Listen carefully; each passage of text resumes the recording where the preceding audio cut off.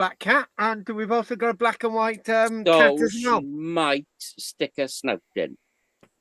There's nothing. Well, last night they had to put up with a sheep in the class, so I was bottle feeding a sheep whilst I was teaching, so that was new.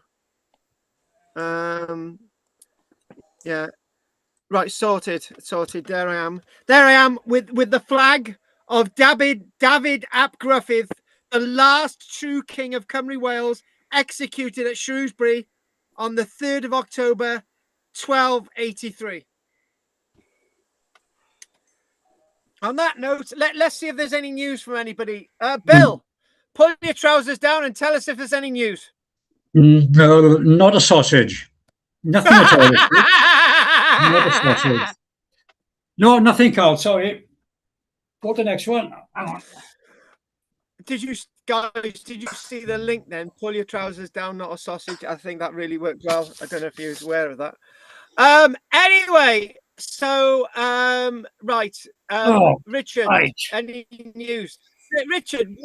Richard, why is it you look like some kind of mafia boss from a dodgy sort of country like Mexico? No idea.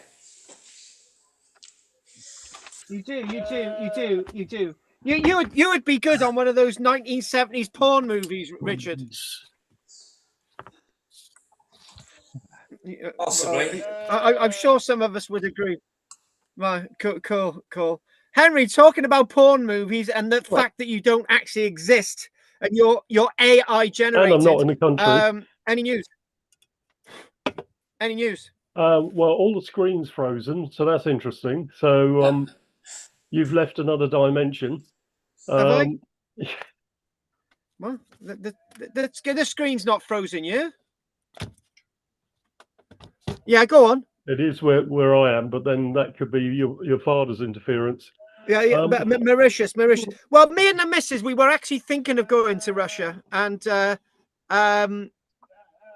we're planning it. We're actually thinking of moving to either Shetland or another country. So apparently they're welcoming any people in Russia now. So there you go. I'll give you some roots. Yeah, exactly. Roots. Levi's roots. Right. Okay. So no other news from you then? They found some nasty Romans were doing an illegal dig on the outskirts of Rome, and when they actually looked into it, they've found it's actually a imperial Roman villa with mosaics, walls, the whole shebang, all fully painted up, ready to rock and roll. Do you know, I actually heard about something like that. I didn't know it was going to be that interesting. Oh my God. Right. Okay. We'll have to do that next week. And I did send you a link about Lantwit, but I don't know if you bothered to read it. I did actually bother to read it, and I'm still trying to function to work out. Yeah, but basically the weird place where they're excavating is what used to be a quarry, right? So you're thinking the quarrying activities must have been way before the archaeological evidence that they've got, because quarrying used to be massive in the medieval period for Lantwit. So I am being able to digest that. I'll probably, to be honest with you, I might actually wait till the report comes out on that one. Okay, I'll leave it there. I couldn't really digest it because it seemed to be, I need to look at that again. Anyway, I'm going to leave and come back in again if that's all right. You got to leave and come back in again? Yeah, because it's not working. All right then. Yeah, that's true. All right then, fair enough. You crack on. Crack on. Bill, is there anything you want to tell us? Say to us anything at all? Oh, you've already done Bill, haven't we? Yeah, we done Bill. Owen. Yes. I remembered something, but there we go. Go on, Bill. You remembered something. Oh, this is just not. Go on. No. I defer to my elders. I took a group down to Tiggins Road on St. Ifan's burial chambers to do a little talk there and a walk around, where we were approached by a group of curious cows and had to make a rather rapid exit from the field. apart from that, no exciting news. So you were Curious Cows. Was it the WI? Curious Cows. Yeah, probably.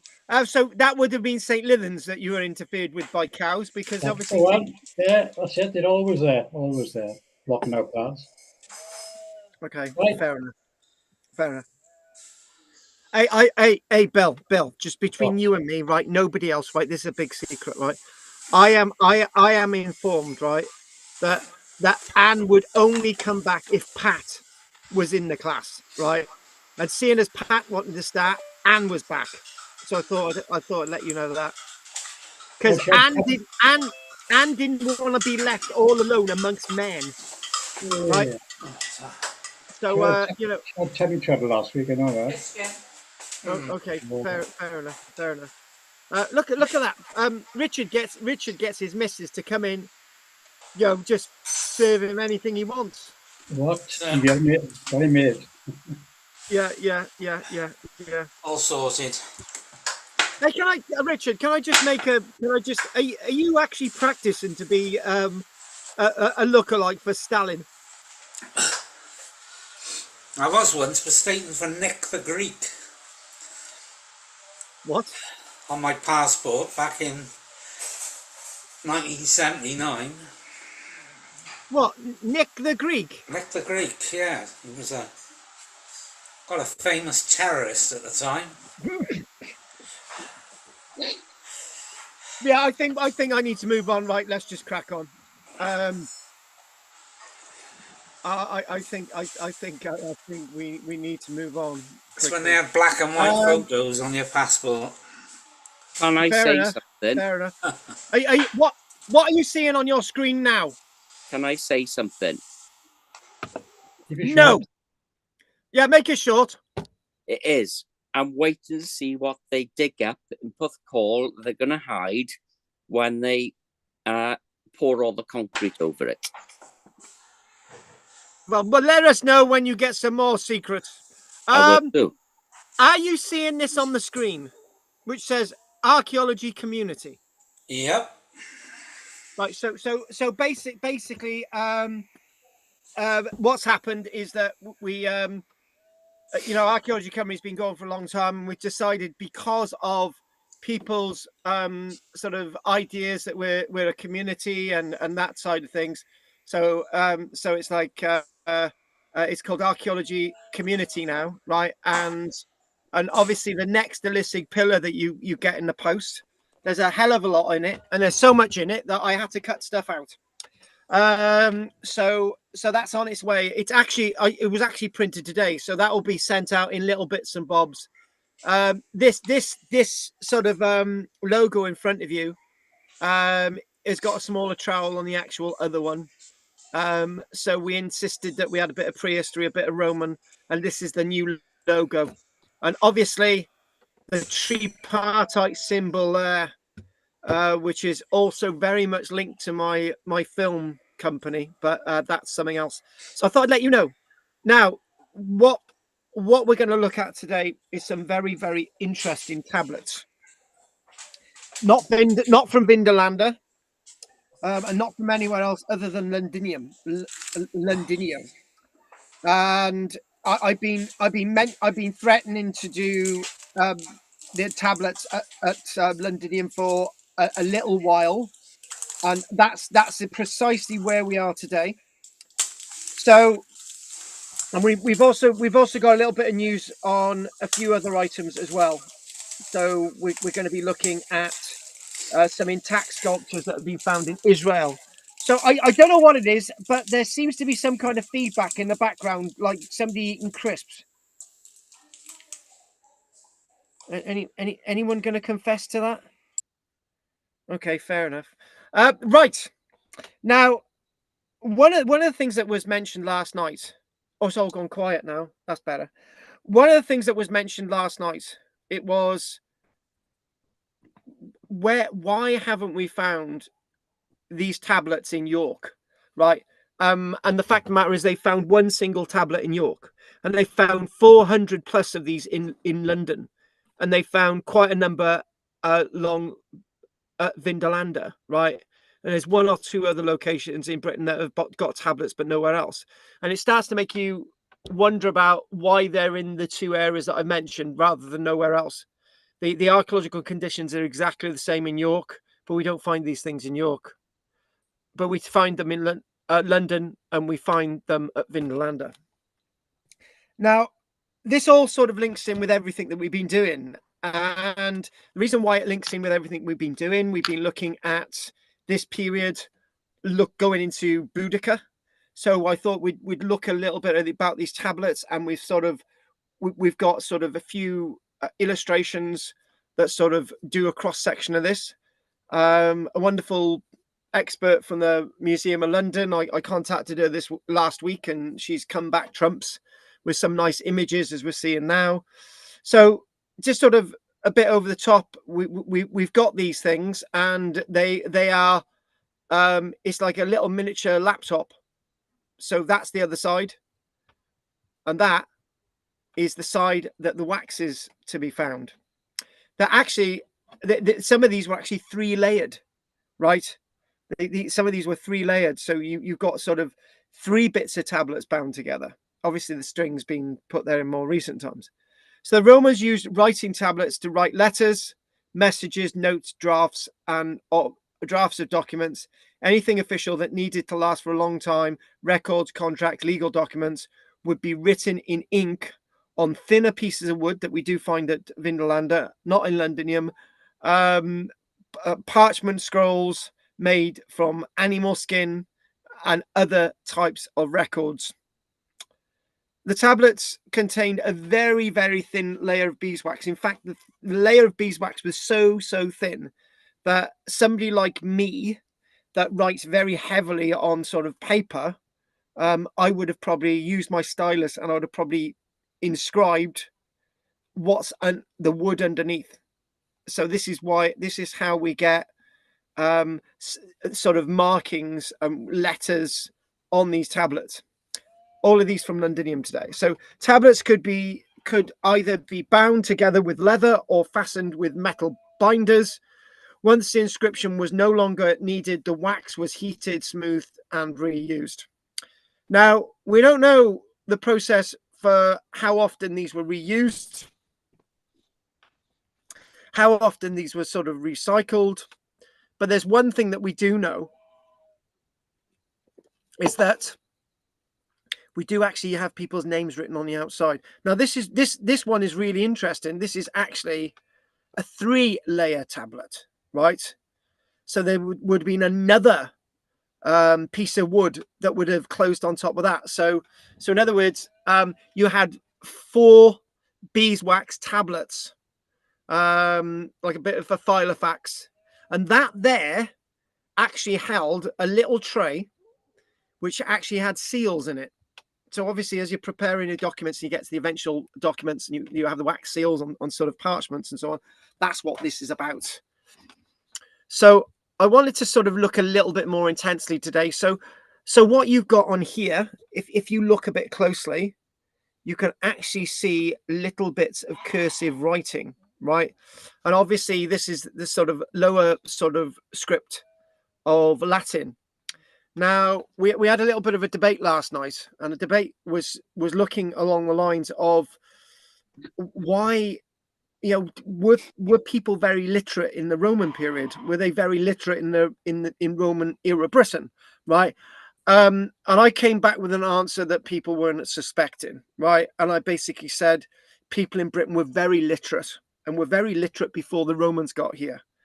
And why am I saying silly things like this, right? Bill knows the answer to this. When, for example, I was at Maes Howe for the first time, as Bill went into the horizontal rain with Pat and a few others, right? The guide inside the Maes Howe chamber told me not to leave, and she said, "Come over here. I've got something to show you." So we went, and she said, "Oh, come on, little bit over here." Yeah, she said, "And look at these inscriptions in incised marks on the wall." And she said, "These are not the ones that we've been talking about, the runic Viking ones.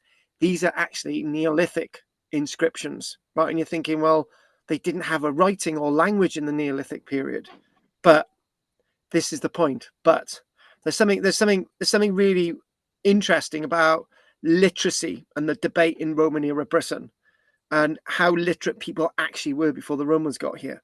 And another point that I was making last night, right, is that when you get sort of wax tablets like this, they've been used and used and used again, and you can actually see sort of some marks on here. This is probably several different sort of letters that have been drafted on this, right? And the stylus is etched into the back. Now, the one thing is, if you've got lots of people using these, it means that there's a level of literacy before the Roman era in Britain. And what does that mean? We can't answer that today because that's not subject that we're doing. So this is absolutely fascinating, right? And the reason why this is absolutely fascinating is that this is one of over 400 tablets. Well, does somebody want to say something? Right. This is one set of over 400 tablets that were excavated at the Bloomsburg site between the 2010 and about 2014. So what we've simply got here is that as we look at it, we've got some residue of wax or residue of something associated with the wax, but you can't really see anything there. So what they've done is that they've enhanced these, and we look at the enhanced images. So this is the clear reverse, right? And so what we've got here is some enhancement. So this is scratched onto this is scratched through the wax, right? And it's directly scratched into the wood. So the lettering on this Roman wooden writing tablet has survived, as you can see. Now, this led us to another little, I'll tell you all about this in a moment, right? This led us to another little bit of a discussion last night. You know, that we basically said, what about the higher writing within Roman era Britain, i.e. capital letters, right? Which you see on inscriptions and official edicts in capital letters, right?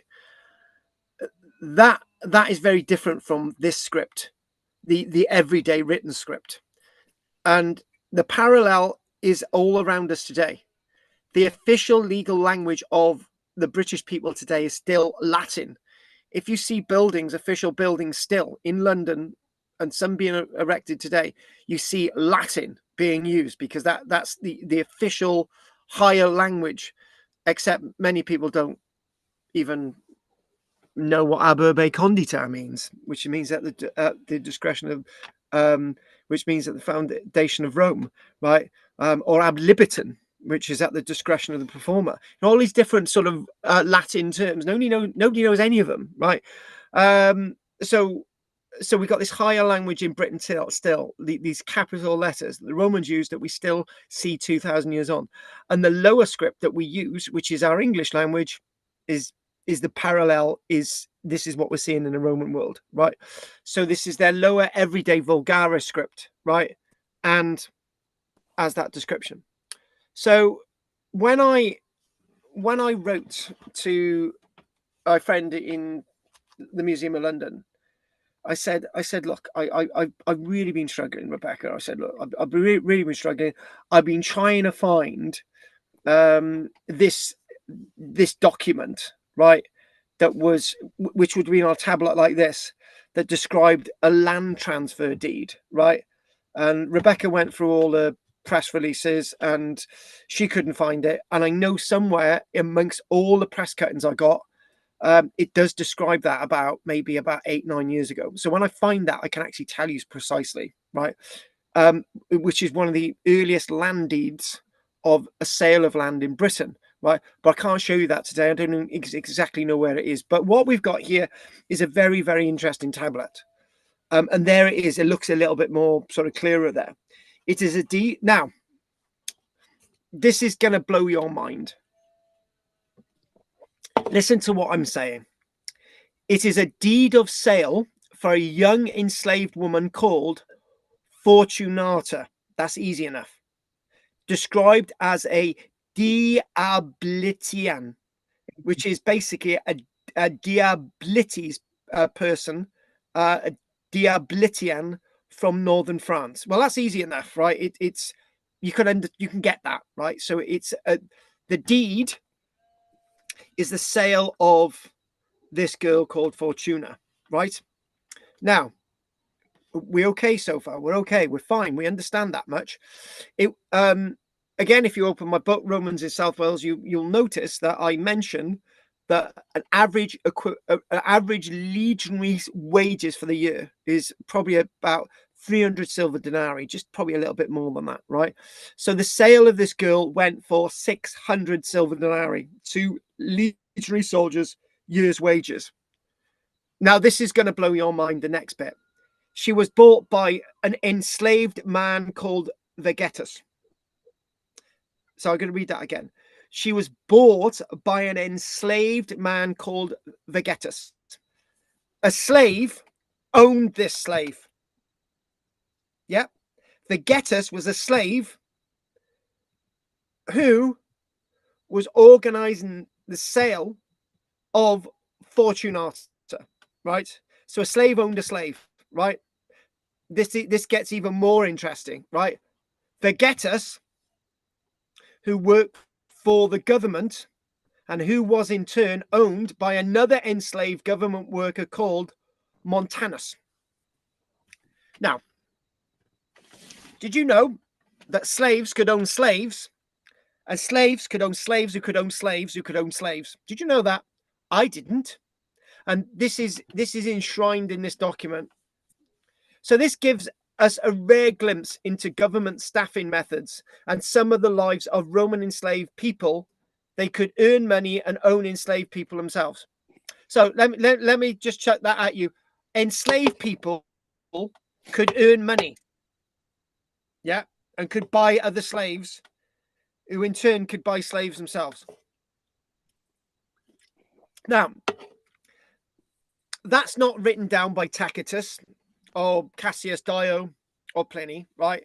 That's actually written in these tablets. This is archaeological writing. This is not history. This is the archaeology. This is archaeology. So the wording on the tablet says, Vegetus, assistant slave of Montanus, the slave of the August emperor and sometime assistant slave of Secundus,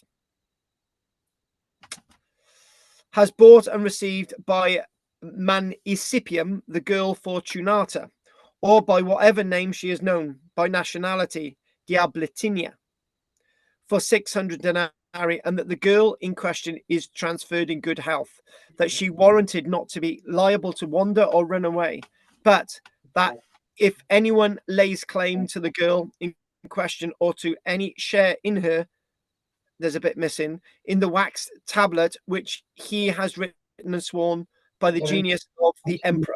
So in other words, we don't have the full document, but what we do, we have enough information to sort of tell us. Why have we got people talking? Right. So basically these documents themselves, and there's over 400 of them, are from a fairly long period in regards to the landscape of Roman era Britain. So they don't just date from just before AD 50. They date to AD 100, AD 200, AD 250. But then they start to die out. Then the tablets start to die out, which we're gonna come to this in a minute, right?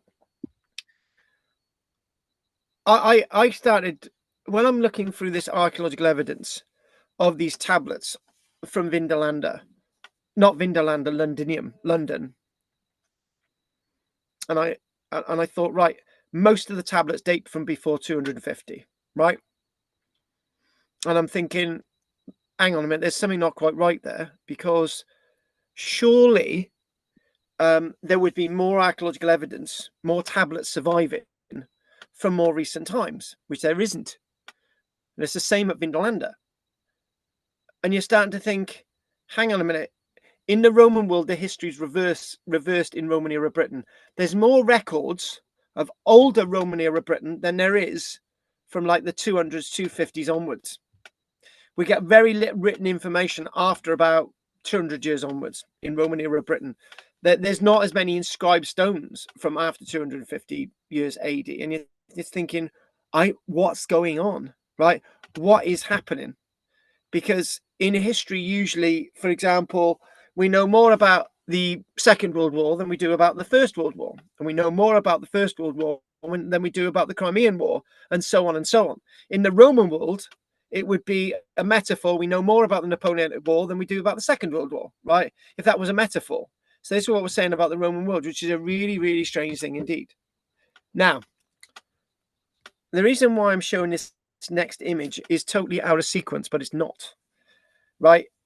This sort of ties in with what we've just done. Right? I've been going through lots of documents, and I remember that I've binned about 6,000 records that I just haven't been able to use over the years, so I just got rid of them. Membership records, documents, archives, loads of stuff. Right, just don't have the space to store it anymore. But I come across this illustration, right, and I just thought this is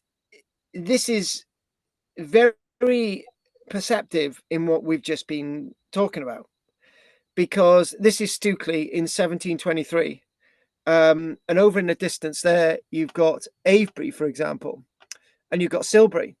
Now, by West Kennet Long Barrow, right, there was something known as the head of the snake, right, which sort of led all the way through to the avenue, leading all the way to Avebury, right. None of this really exists anymore. There's like 1 or 2 stones, and this was in 1723.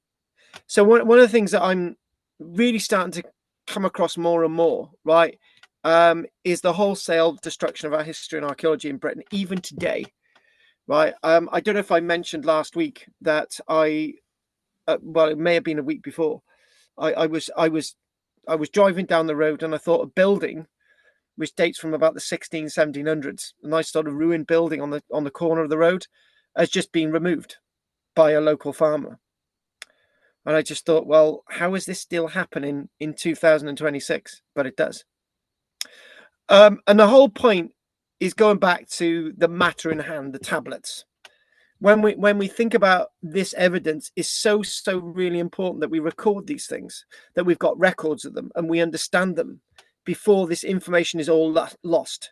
And if it wasn't for Stukely in 1723, we'd have no idea of this landscape in regards to Avebury and this part of the landscape near West Kennet Long Barrow. So moving on, and before we actually dart on to this and this, right, I just wanted to mention this one. I was darting through the internet the other day doing some research for something, and I basically found an Esso petrol station at a place called Denton, right, that has the smallest section of Hadrian's Wall in the forecourt at Denton, Northumberland.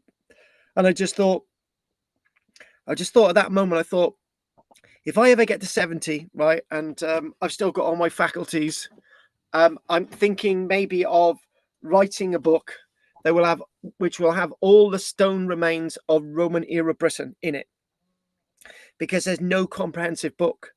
I'm constantly finding new things about Roman era Britain, which are stone remains, right, which I didn't know existed. Because, to be honest with you, the internet is not a really good research sort of vehicle. It's all in records, but loads of those records are not really well kept. Anyway, so we'll come on to this little bit of a wall again. Now, this was from Rebecca. She, as you can see, she looked at her archives, and she went into looking at the monographs. She's saying, none of the newspaper articles I could find online give the tablet number or enough detail to find an exact match. I have attached the monograph and all the financial and legal documents, which there are over 400 of these tablets, which is absolutely unbelievable from a small area, actually, when in regards to the Bloomsburg site, considering the amount of Roman era London that once existed. Now, this is really interesting, because we have several words that describe London, right? This is one of them. So you can see Londinio, London, which would become Londinium. So these actual descriptions of this place take us to roughly AD 49, AD 50, right? And this is really interesting because we've mentioned a little bit tonight about the likes of Hadrian's Wall. We've mentioned that. The one thing when we're mentioning Hadrian's Wall, there's no document that we found that actually says, I am writing from Hadrian's Wall, right? That document does not exist. What is interesting is that we know that London was called Londinio from basically within a couple of years after Londinium, Londinio was established. And I think that's absolutely amazing, an amazing fact in itself. So very, very big thanks to Rebecca and sort of digging out these sort of images from their monograph and the Museum of London. Anyone interested in go to the Museum of London, don't bother at this minute, right? Because they've refurbished it, right? The old Museum of London has moved, and it's actually moved to the old Smithfield Market, right? So they're keeping the Smithfield Market place and they've converted it into a museum.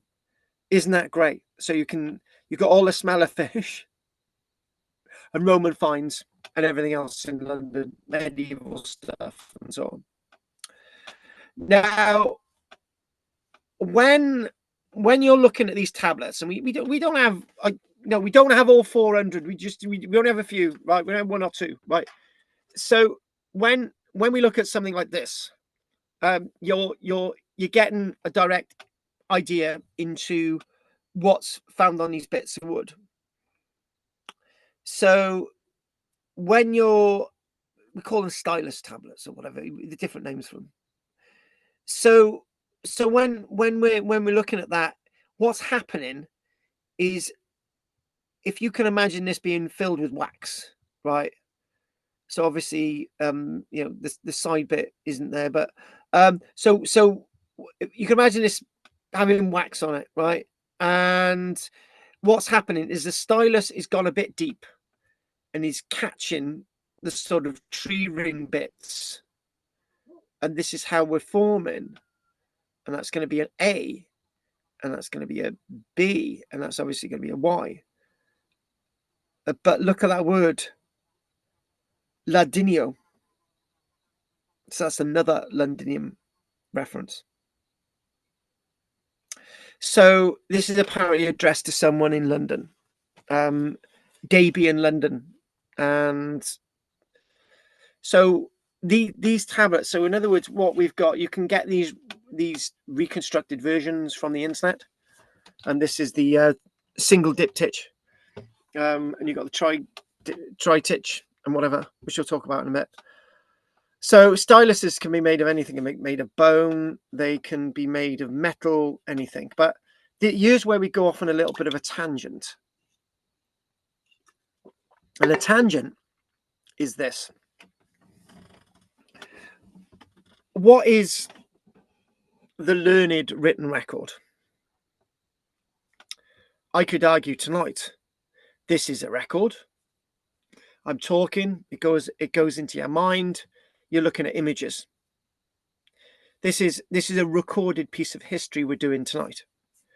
But it's very likely that in 10, 20 years' time, this recording that has gone out live will no longer exist. But if I wrote this down, it would still exist. Both of them are different mediums of a record, right? And the reason why I'm talking like this is that in the Roman period, in Roman era Britain, what defines a record? Is it this tablet? When in fact, when the wax is melted, whatever's written on there disappears, except the wood underneath. If you've pressed hard enough, that's going to be inscribed in the wood underneath. is oral tradition a permanent record? If the oral tradition is told over and over again until the last person keeping that oral record is killed, dies, and that isn't given to anybody else. Now, Arthur Haney in the 39 Steps, and we've all seen that film, haven't we? Different versions of it. You got the Robert Powell version, and you've got several going all the way back, you know. You've got Mr. Memory. Mr. Memory has got like an encyclopedia in his head, and he's assassinated because he's got some kind of secret about the coming war, right? So Arthur Haney's sort of hunted all the way through, but Mr. Memory is actually a record, right? Except when he dies, all that information goes with him. But then again, if you burn a book, all the information goes in the book. So just find what is in fact a record, right? What is literacy? This is literacy, isn't it? What we're doing tonight. But I'm talking, you're taking it in. This is literacy. You're learning something, right? Is literacy always written down, or is it literacy in images, pictures? Is it Sanskrit? Is it hieroglyphics? Right.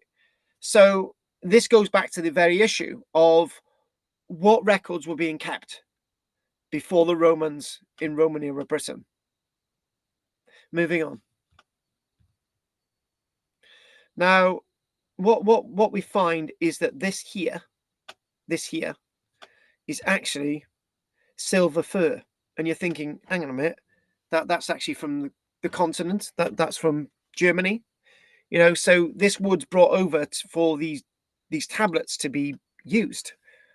And when I was reading, so only part of this has survived, right? You can actually see part of it, right? Now this is really interesting. It's from AD 57, so this is before Boudica, and it says the 8th of January AD 57.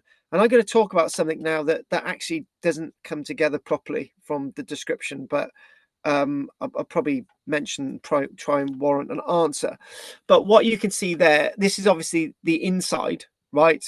This is the obverse. Obviously, the reverse is the other side, right? There would have been 2 plates, and obviously, this is where this was bound, right?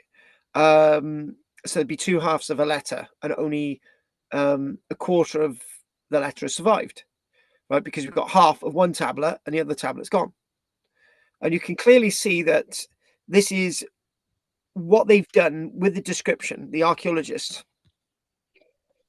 You can clearly see that they've transcribed this bit, right? You can see Claudia there, right? But you can see other writing here. There's other writing underneath. So, you know, this is really sort of interesting in itself. So if we go back to what this all means, so if we want to get to Claudius, right, and we want to go to, there we go, Claudius, and we got Nero, right, there it is. You can read that, and you got Germanicus there, right? Interesting enough. So what we can look at, so you don't need to be a Latin scholar to be able to read some of it, to put it this way, right? So it's a bit like me in a field and I find a Roman coin. As long as I got some detail, I might be able to transcribe what that Roman coin says, or a little bit of it anyway. So from now, there's some interesting stuff on you. In the consulship of Nero Claudius Caesar Augustus Germanicus, for the second time, and of Lucius Calpurnius Piso, on the 6th day before the Ides of January, 8th of January AD 57. Now this is interesting, right? Because it talks about the consulship of Claudius, Nero Claudius, Emperor Nero, right?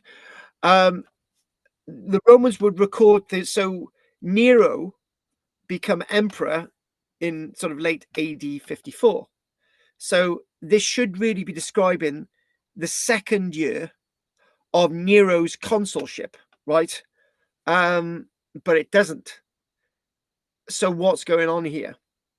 It might be that they're recording, you've got to have a full year for you to start dating and recording things. So what I'm getting at is that when Nero has reigned a year, right, a year and a day, you say in the first year of Nero's reign.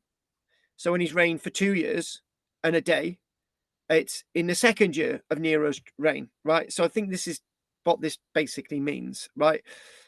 There was no such thing as the birth of Jesus Christ at this stage. Everything was done from an emperor's sort of reign. But when you get to that sort of year of the 5 emperors, right? Which one do you start with? Anyway, that's another story. But anyway, it goes on to this tablet. It says, I, Tibullus, the freedman of Venustus, have written and say that I owe Gratus, the freedman of Spurius, 105 denarii from the price of the merchandise which has been sold and delivered. This money I am due to repay him or the person whom the matter will concern. Oh, we've lost the rest. Right. But with all of this, this is really interesting detail. And can I just spend a little bit more time on the name there? Right. Nero, Claudius, Caesar, Augustus, Germanicus. So Nero is his name. Claudius is obviously the emperor that reigned before him. Caesar is in reference to the great Julius Caesar. Augustus is in reference to the first Roman emperor, Octavian Augustus. And who's Germanicus? Germanicus is the father of Caligula. You notice that there's no Tiberius mentioned there either.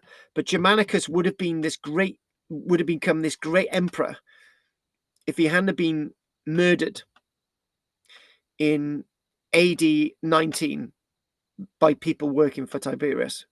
But the name Germanicus is still there. Interesting point, that or not. So what we've got this. We've got where the Bloomsburg site is, which is very, very important indeed. So the Bloomsburg site itself is the area marked in red. And these little areas around here, the Gresham Street excavation, and obviously you've got other excavations associated with Poultry Street, and all these other excavations. These are directly linked to the Bloomsburg excavations. And interestingly enough, if you follow my cursor there and the hand going all the way down to about here, that's where the River Walbrook used to once run. And actually directly underneath the Bloomsburg site itself. Now, I'm gonna fact check something a minute. Because I do believe that that one here, which is the Gresham Street site, is where back in 1956. If somebody can look this up anyway, I'm not going to look on my phone now, but if you can look this up in 1956, the original Temple of Mithras was moved from where the Bloomsburg site is to the Gresham Street site. I think that's right. And interesting enough, that when they move this Temple of Mithras to here, the Gresham Street, they actually reconstructed it directly on the top of a Roman baths that existed there as well. So what then happened is when the Bloomsburg Magnate was actually demolished in this site, leading up to about 2009 and then into 2010, the excavations, right? They decided to bring the Temple of Mithras back to the original site where the Temple of Mithras was excavated in the 1950s, which is a very interesting thing indeed. Now, I do believe that area there was originally the site of the Mithras temple. But what you do That's have actually correct as well. Oh my God, I'm pretty good at this, aren't Well, it's actually 1954 to 55. Oh, how dare you!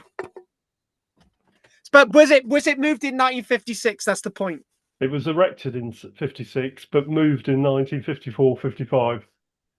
Oh, now come on! You can't be having a. Oh, come on! I'm only a year out. Anyway, I'm glad you checked that. Thank you for that. Thank you for that. Do you want the postcode? It's going to be EC4N8AA. Oh, shut up, you tart.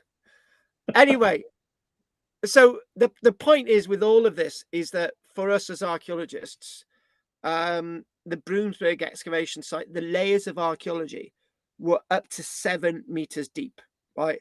And this area here, the reason why it's 7 meters deep, this area here, if you follow the cursor, this was originally where the River Walbrook was. And obviously, further over towards the west is obviously the Fleet Channel as well, which is another one that's been filled in. But anyway, so obviously we got the Walbrook, right? And obviously the reason why the layers of Roman archaeology are deep in regards to Walbrook is because the Walbrook was filled in. So what you've got across this site where they've excavated specific areas of archaeological excavation. So when they're building something like this, a decision is made. Do we need to excavate all the archaeology? And well, it's basically between the developer and the archaeologist and the planning authority, right? So and another archaeologist. So the way it works, basically, Bloomsburg sent in a planning application to develop this site. An archaeologist, probably from the Museum of London Archaeological Service, said that you need to have a team of archaeologists evaluating the archaeology, and the archaeology can be paid for by the Bloomsburg magnate, right? So this is put in as a planning requirement by the local authority, right? But it's all to do with cost. So this would have cost multi-millions for Bloomsburg to actually pay. But Bloomsburg was actually pleased to do so because they wanted the archaeology in their basement to actually show off to people visiting the Bloomsburg building, right? So it was great for this great magnate, publishing books and newspapers and all the rest of it, to actually have the archaeology that was actually excavated here remaining on site, which is the way I think people are looking into the value of archaeology, right? So what we've got, see, you can see that the site looks a bit of a mess, right? So all of this was basically cast concrete, and they just needed to demolish it. So what we do when we're excavating a site like this, I'll make it simple, right? Archaeologists say working on this area, right, in theory, right, and working on this area, and then it's decided that they're not going to work on this area because they're not going to put anything here that's going to damage the archaeology. So there's specific areas where the archaeologists are excavating. So when the archaeologists have fully excavated this area, what groundworks do, they start building on this area, and then the archaeologists are then excavating on this area. And then when they finish excavating on this area, they work on another area, but they might find archaeology that Bloomsburg might want to keep, and therefore that needs other work to actually preserve it and protect it. Now, the reason why this is upside down is quite simple. The reason why this is upside down is because this shows the chronology of the archaeology on site. And last night I struggled a little bit because I wanted to have this in just basically phase 1 to like 15 or 20, right? But it's not done that way. But what you can clearly see is that the archaeologists are seeing Roman archaeology up to AD 50. This is why we've got it this way, upside down. And then we've got all these phases and sequences, right? What you can clearly see is that there's less going on sort of around here, roughly just after AD 250, right? And this brings me into wondering, was Roman Britain really as active as a province of the Roman Empire after the AD 300s? Because this is one example, but there's not a lot going on in this site, which has been very active, level after level after level, strata, context after context, all the way back through to AD. It should say AD 45, but it might be that they're finding earlier evidence that might predate AD 45, which is sort of the established idea when Roman era Britain is actually starting to develop itself. And obviously natural prehistoric layers which are associated with the archaeology in regards to London. So if we put this the right way round, and we go like this, bingo. But in archaeology we excavate it the other way around. So the oldest stuff, which is sort of 7, start again. The newish stuff, which is 7, and then we excavate all the way back to the oldest stuff, which goes back to the natural prehistoric. So when we look at this and we look at the relevance of these tablets, this is where it sort of starts to manifest itself, and the importance of this point. Why don't we have as much historically and inscriptions and archaeologically after, say, 250? And that's just not indeed to be answered today, but we'll probably get to the answer eventually. Now, this is really interesting. Like lots of the archaeological excavations in London, right, they've been finding a lot of timber stuff. So this is great. So this is a reuse of a stave built cask. Now, one of them jumped in last night and they basically said, look, Carl, look, who invented barrels? Because when some historians say that barrels are being used by people in Britain for a very long time, and obviously the Romans didn't have barrels, they had amphora. And I'm saying, well, that's not exactly true, right? Because when you look at the inscriptions on Trajan's column, you basically see that there's lots of barrels, massive barrels on vessels being taken back and forth the River Rhine, right? Like many things in the Roman world, barrels were probably quite a prerequisite across many different countries before the Roman world got to them. And we know, however, there's a point to this. We know that there's lots of barrels and buckets and so on in Britain, right, well before the Roman era. So something like this is really interesting, because what you've got is you've got the headboards, and then this is put upright into a hole in the ground that is to line a well. And what is very interesting here is that the moisture there. So when they dug into the ground, right, they basically put a barrel at the bottom, and then they would backfill, and then another barrel and backfill, and that's basically this would have been well lining. Now, one of the things that we do know in regards to lots of wells and so on in Roman era London is that when a well's been contaminated, they just backfill it, and they just discard everything into that well, right? So this is why we find some great archaeological evidence in these wells. This one lined with a bucket, and it's obviously 2 meters in diameter. No, start again. 1 meter in diameter. What's wrong with me? 1 meter in diameter. There's a scale there. So you've got one bucket, and on top of it, there's the remains of another bucket. So this was probably about maybe 3 or 4 meters deep. And then obviously the archaeology is backfilled, and then there's another layer, and there's another layer, and then there's another layer. So this is what we're exactly talking about. So one thing that I wanted to do was that I wanted to look a little bit more of this report again. So the mystery is what are these objects here, which one I got answered today, and what's this object here? But this is clear in Acts, which we're going to be looking at a little bit more detail in the near future from the Museum of London's archive.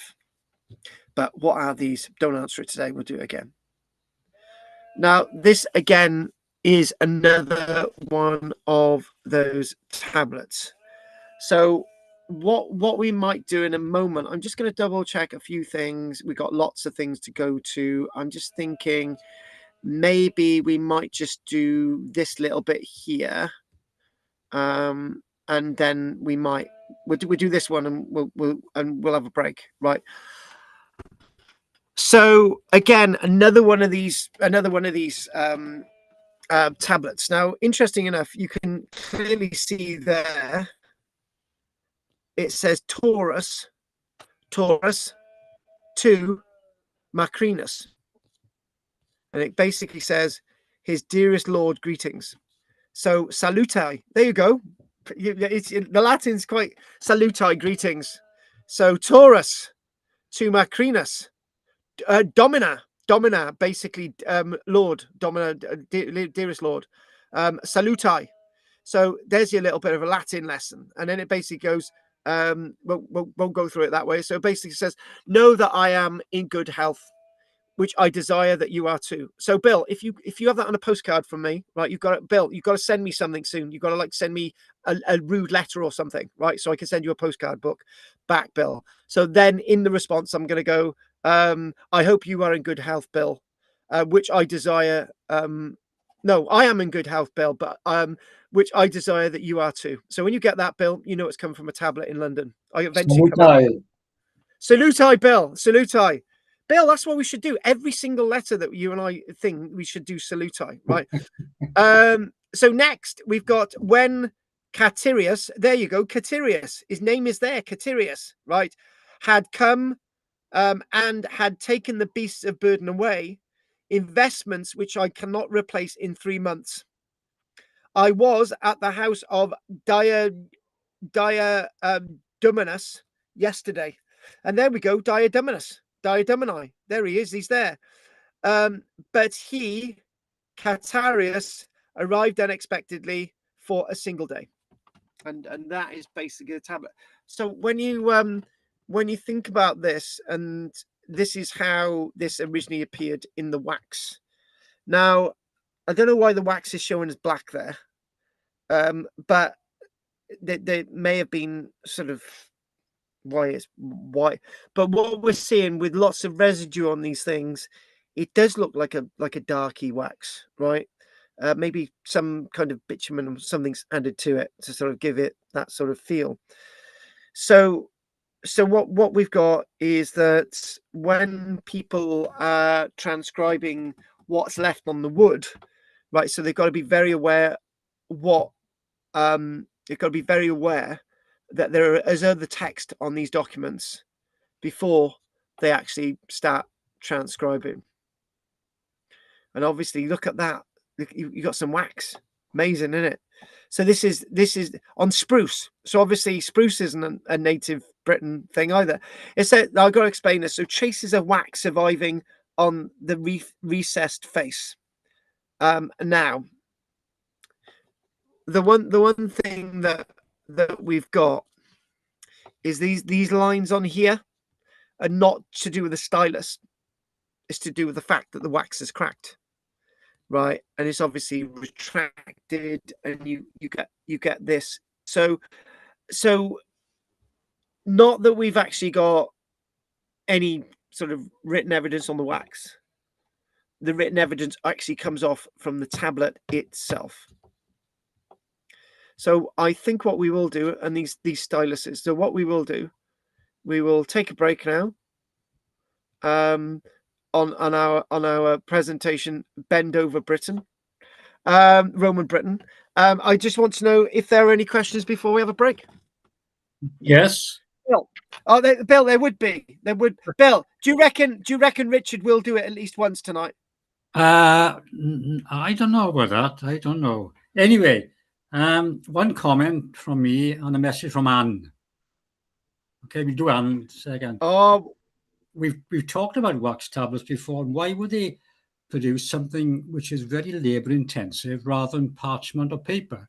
So we know very little about paper making in the Roman era. I don't anyway.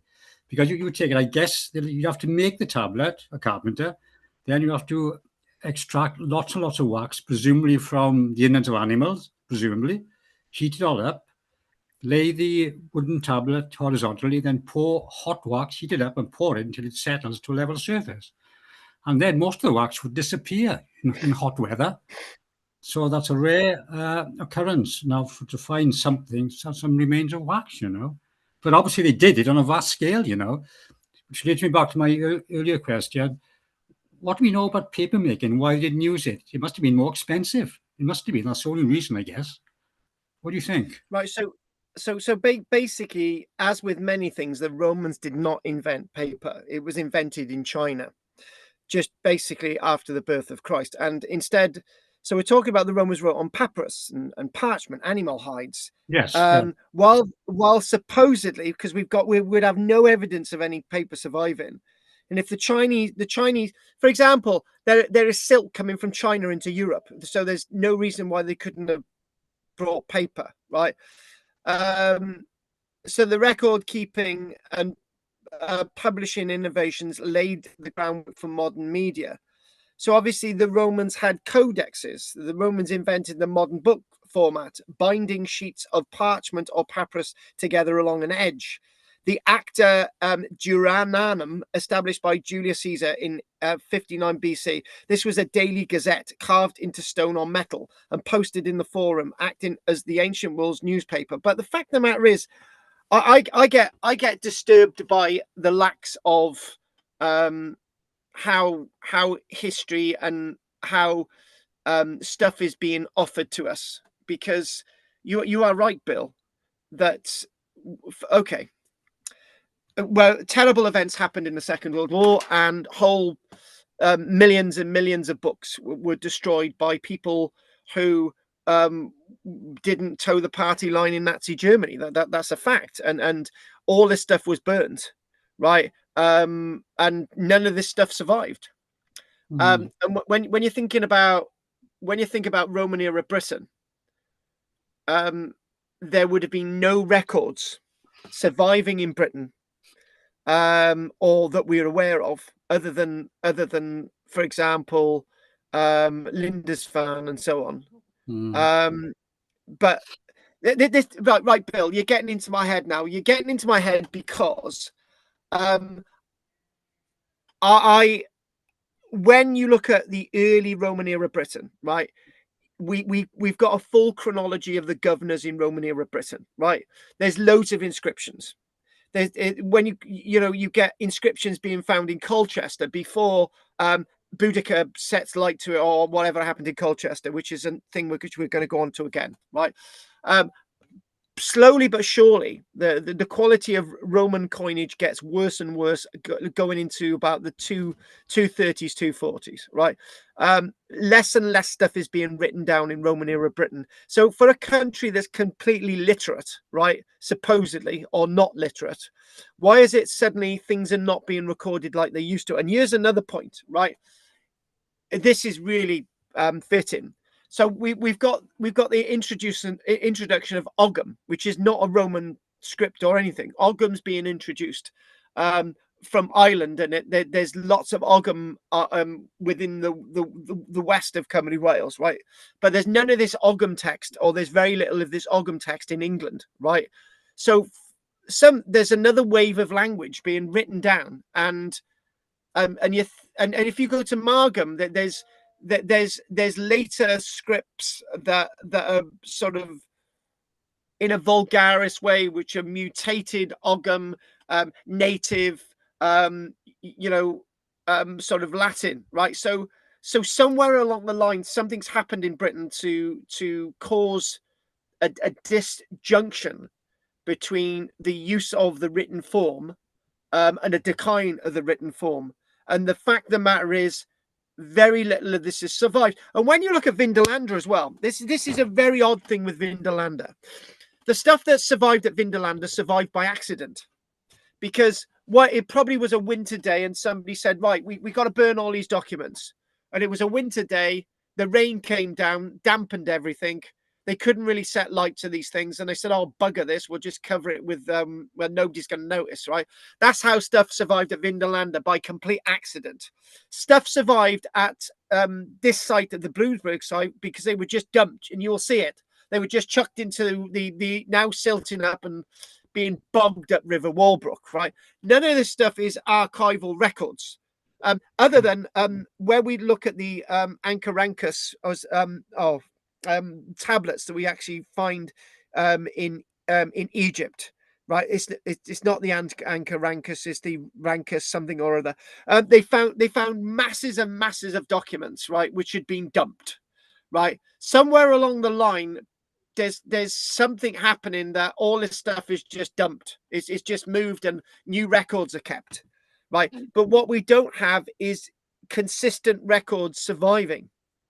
They're just disjuncted records that are surviving. Yeah. And when we get the later Roman era Britain, there's less and less of it, when there should be more and more of it and less at the beginning. It's a very strange thing, and I'm still trying to get my head into it as we're Okay, then. doing. All right. So for official scrolls, parchment, expensive to make, but still parchment. But for the day-to-day routine communications, wax tablets, I still think it comes away in doing things.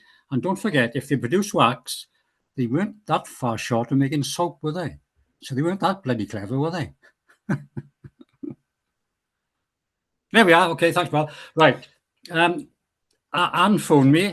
She can't get on because, I quote, Carl hasn't sent me a link. Oh, And I can't keep. I said to her, well, you were on last week, so you must have the link. But then she went off in a flurry. So I don't know what's going on at the moment. But that's the message anyway.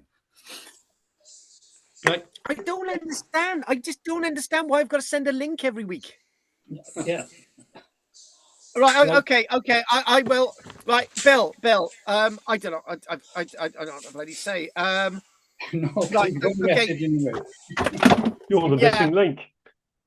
You're missing bloody link. So I'm getting blamed for something I haven't bloody done. Right. So, okay, Bill, I will, whilst I'm multitasking, when I'm supposed to be feeding my bloody sheep, right, I will try and send her a link. But whilst we're doing all of this, Richard, anything you want to say, babe? And Henry, you've got to say more than a couple of lines so I can get this link to Anne.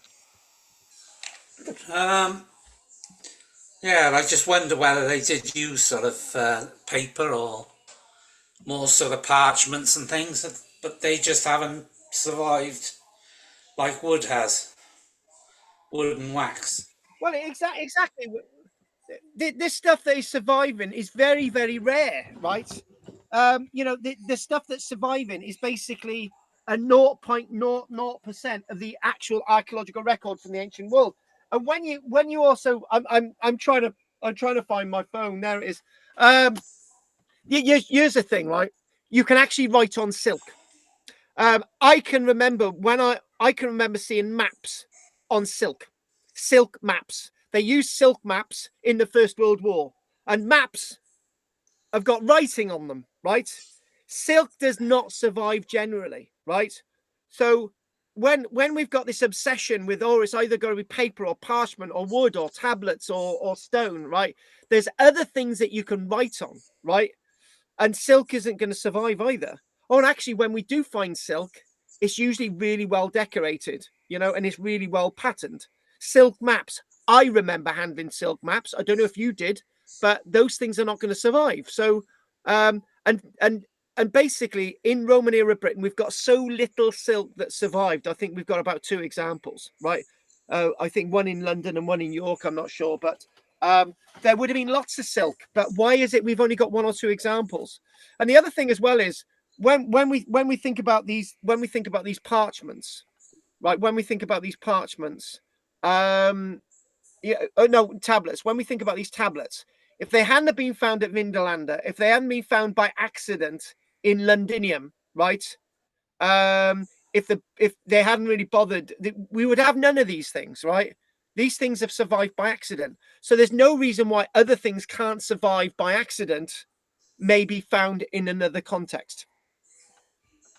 So, and the other thing as well is, I don't know if you've done this, but I've burnt documents, right?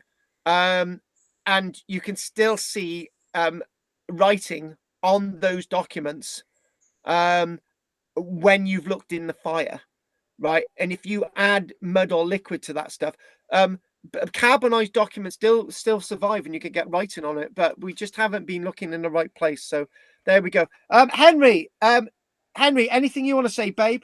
Very interesting. It is. Well, I think the one thing was, which I think you're alluding to, is how literacy was at a certain high level declined, goes through to the Dark Ages, the Middle Ages, where it's locked in the hands of the church, and then only then starts to actually rise back out. Yes. I'm ballsing something up for Anne a minute. Oh, no. I ballsed it all up now. Oh, 1 second.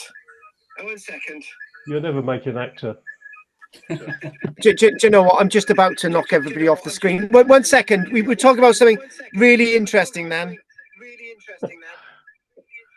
Yeah, how literacy has changed. Yeah, you are right.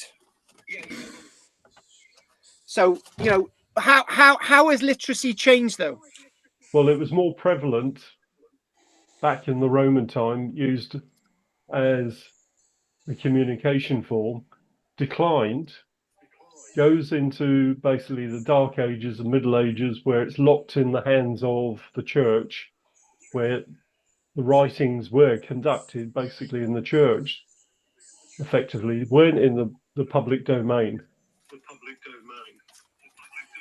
Yeah, no, I completely agree with what you're saying, but back on the point, what we've got is we've got in the Roman era itself, it's almost as if something's happened that literacy has either declined or there's another way of recording things.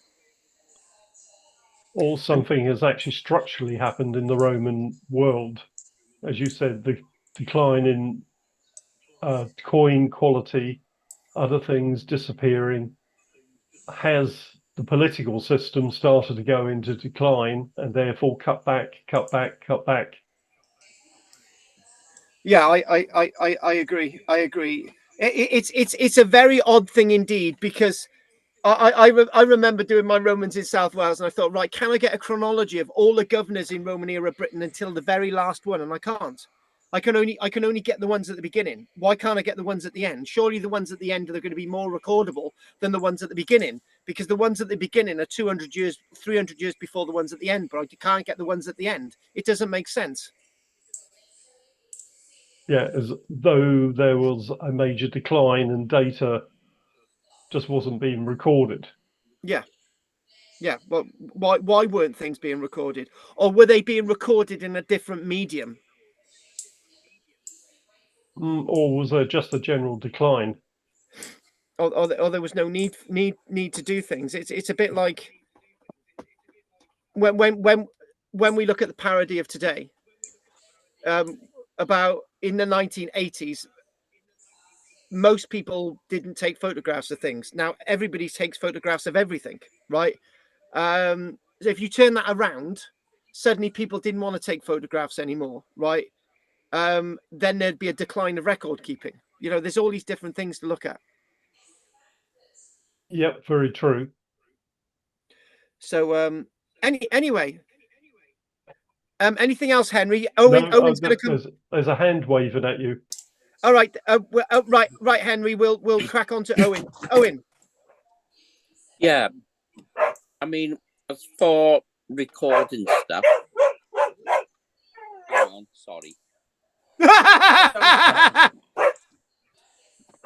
As for recording stuff, yeah, I have this theory that pre-Roman conquest and post-Roman, there was an elite people in the British Isles who were very much literate, and not just in the Brythonic languages, but many other languages like Latin and Greek. And I think because these things were written on possibly paper, they're not going to last, are they? In our climate, they're not going to last. So this is what I'm getting at. Is yeah. Keep talking. Is as record. But I think somewhere or other down the line, we are going to find remnants of written stuff. And what happens then? Because when we everything that me and Henry have just said, so then everything changes. Back to this thing. Yes. If you remove if you remove the tablets, right? There was a point before the Burleys started excavating at Vindolanda, right? Which was about 4 decades ago, right? There weren't any Vindolanda tablets. There was no Bloomberg excavations where they actually found all these tablets, right? So in other words, there was a point about 50 years ago where none of these tablets existed. None of the information that we've discussed today, none of it existed, right? Because it had not been found, right? But now 50 years on, it has been found. Right? So and nobody would have thought that these things existed, but they do exist. So all it needs is some other form of information that survived, which would upend everything that we discussed. Well, yes, because I believe, if you think of the ancient Britons, pre-Roman, Roman, post-Roman, they had this priesthood, druids. They were not illiterate. People say it was all memory, all learned and so forth. But I believe, yes, they must have written it down somewhere. Yes. And I feel that somewhere down the line, we might find remnants of that writing. Yes. Yeah. Yeah. I can understand. Yeah, I can go with that. Well, that's my belief. Yeah. Yeah. So yeah, no, that's what you're saying is very true. That there are gaps in our history, and hopefully, yes, because why would the Romans want to destroy the Druids? Because they had knowledge. And you know what I feel about the Druids and stuff and all the rest of it. But the point is, in general, but Del, right? You're just giving it a word, right? Yes. What you're saying is the same as what I'm saying, but you're just giving it a word. Whatever information was being told, whatever people were talking about, whatever word they used, Druidic, Celtic, whatever, right? That stuff existed. Whatever form you want to put it, that stuff existed. Right? Yes. Because right, why have you got stone carvings in all these places? Why have you got all these inscriptions if people were illiterate? Right. To have that was a little bit later, but that's developed. Yes. But obviously, all of this stuff, right? To have carvings and stuff, it must relate to the fact that people related to those carvings and where it had some understanding what they were about. So, right. Okay, then. Okay, guys, what we're going to do, I've got a little lamb outside wanting to come in. We're going to have a 15 whatever minute break. And Anne's totally balls this up again for me because I was a little bit distracted for a little bit then. But I'm going to send this link over to Anne now. And hopefully we can sort this out. And I'll speak to you soon. Take care. Anne. She's not here yet. We're going to have a break for about 10, 15 minutes. I'll speak to you in a minute. Right. Okay.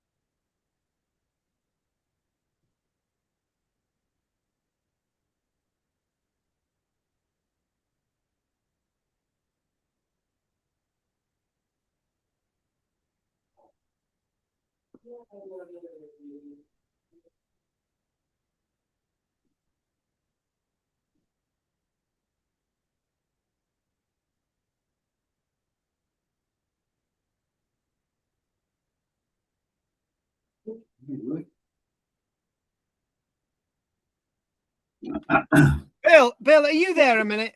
Yes, I just come back in my bedroom. Yes. Right. Yeah. So basically, I don't understand this thing from Anne. It's really, I can't get it. It's just, it's doing my head in. I don't know, and she's not quite with it these days. Carl, I know that, so I don't know. I can only tell you what she told me. You know, she hasn't got the link. Carl hasn't sent me the link. Yeah, but I shouldn't be doing this every week. No, exactly. I told her she had it because she was here last week. It means she had the link. So I Right. don't know what's going on. What I've done, Bill, right? What I've done, I've actually, it's slightly interfered with what we've been doing. So I've just had to, I've sent it again as an email, right? Yeah, yeah. That's all you can do. Can't do anything else. So if you can let her know, tell her to look at her emails, and I've just sent it over now. Okay, I'll phone her now and tell her. Okay. Yeah, it's over there, and I've got to I've got to feed these sheep. Okay.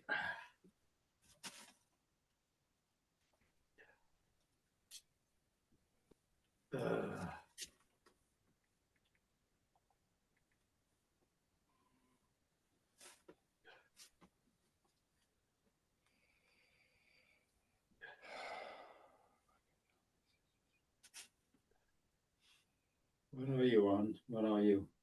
I'm low. Right, try again.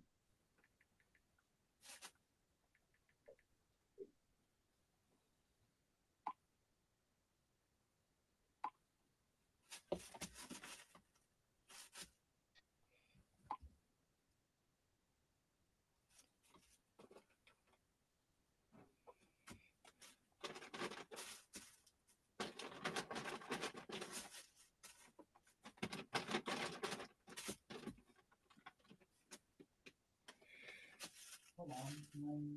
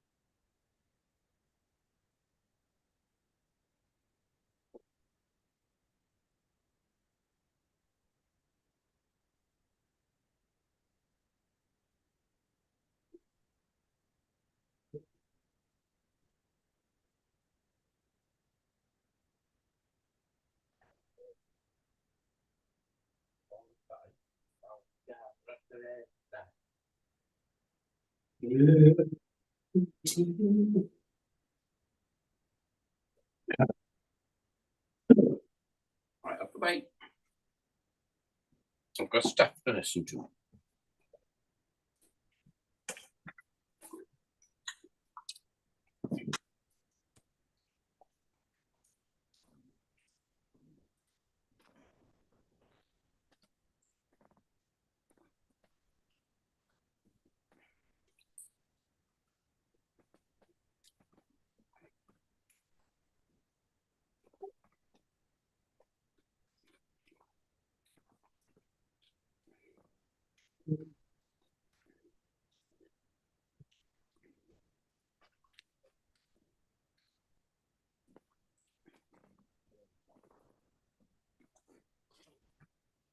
Right.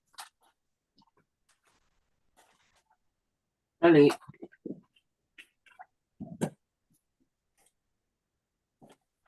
Oh.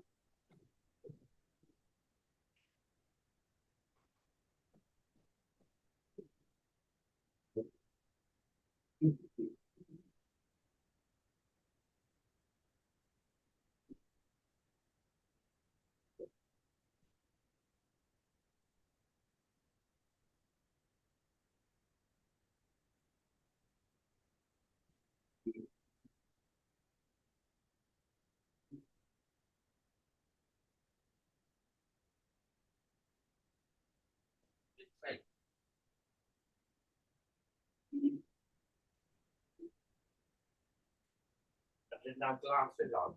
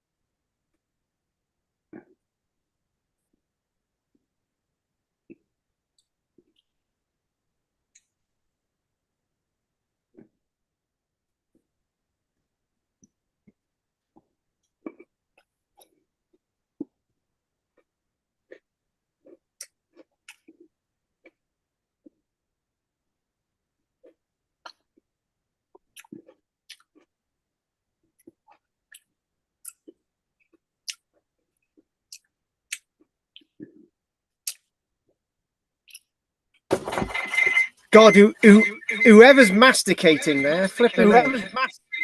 Flipping out. Oh, It's me eating pickles, pickled gherkins. Well, I have sent I Anne have so many sent links. Anne so many links. I phoned her. No answer. So I left a message for her. Can't do more than that. Exactly. Right, Oh, okay. what is that? I got to. Hang on, it's Anne It's Anne again. again.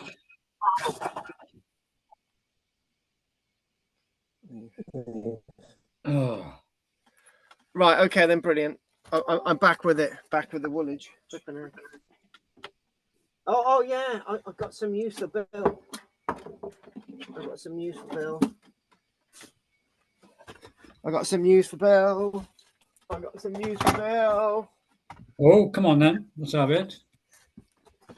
Hang on a minute. I've just got to get a little bit of milk in this bottle for the sheep, and I will tell you now. It's all go. You've got to have the same experience as they had last week with me bottle feeding a lamb as I'm teaching. That is multitasking. You can't make this up. You No, can't. you can't. Bill, you are part of what's happened, Bill. What's feeding the lamb?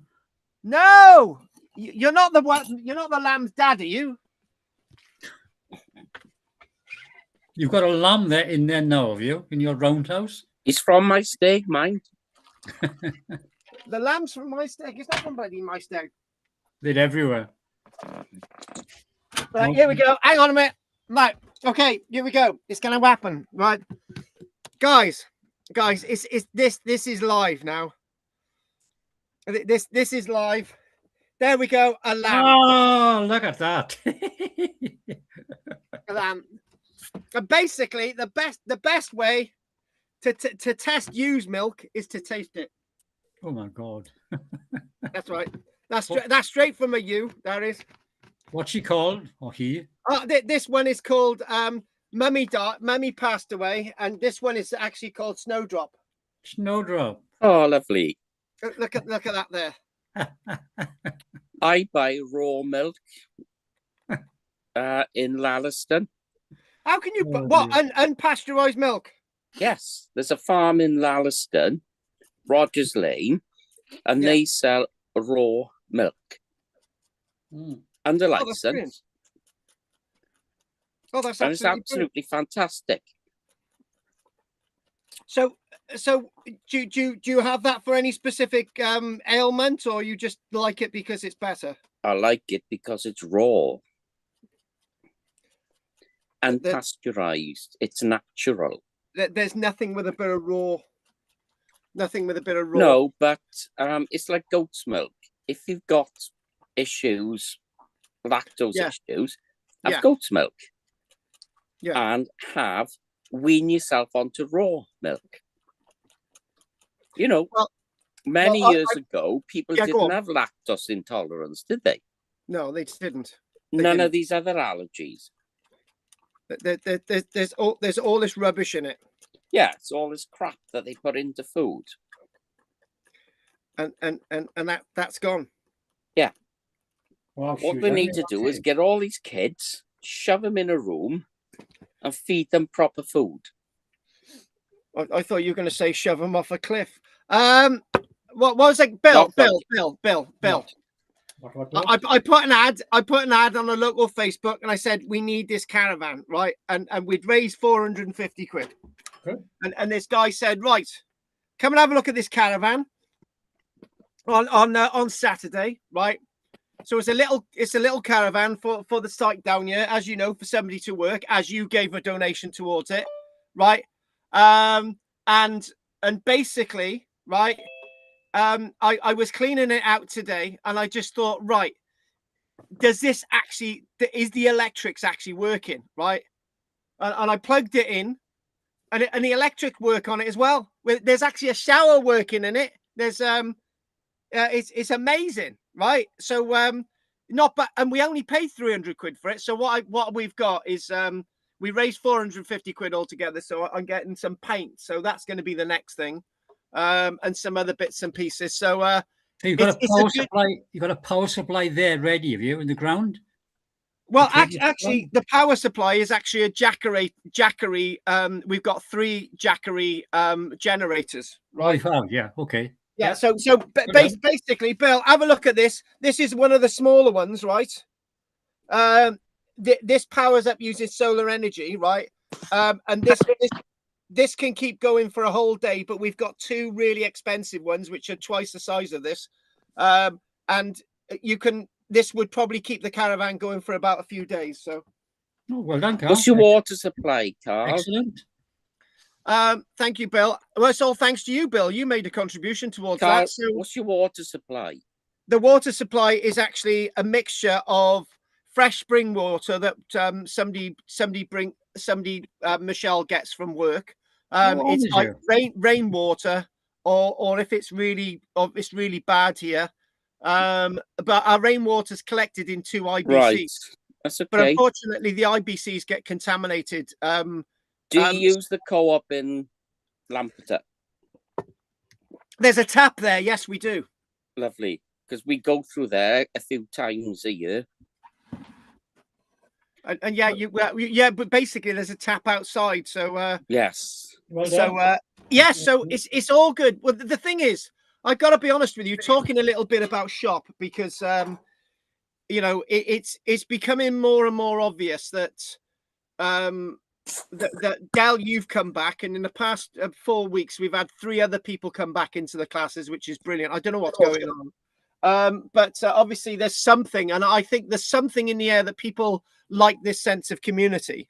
Oh, definitely. And we're and in the magazine itself is done. It's printed now, and there was a lot going into it. So what we're trying to do, when I say we, it's that feeling that me and Kate and Barry, we've got the Barry and District Museumers, and we've got the book that they're doing some finishing touches to, and obviously the field work in West Wales and my published stuff. And Yeah. actually, strangely enough, there's a lot going on in my head at this minute. I was last night, for example, I've got bags and bags of artifacts, and I'm going to show you something really, really special, right? This is one Carl, of the. can I just say something? Yeah, go for it. It's important. Go for it. I'm down to 5%, and I'm not near my plug-in thing, Okay. so I might lose you at some point. So if you leave us, Del, then we'll say goodnight now. But what I'm going to say is I've got a box of 500 artifacts here, and lots of them are medieval. And that there is from a Sartogne ware, which is France.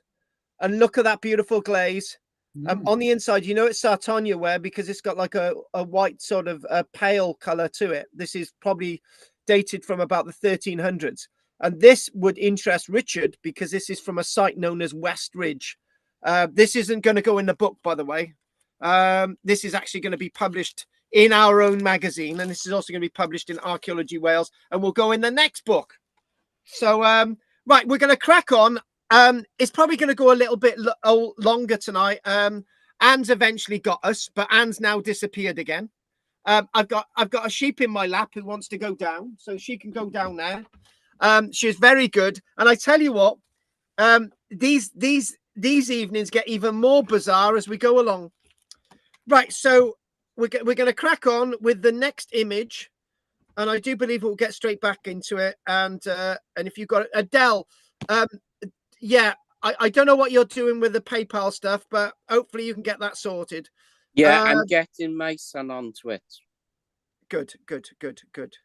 Right, look at this.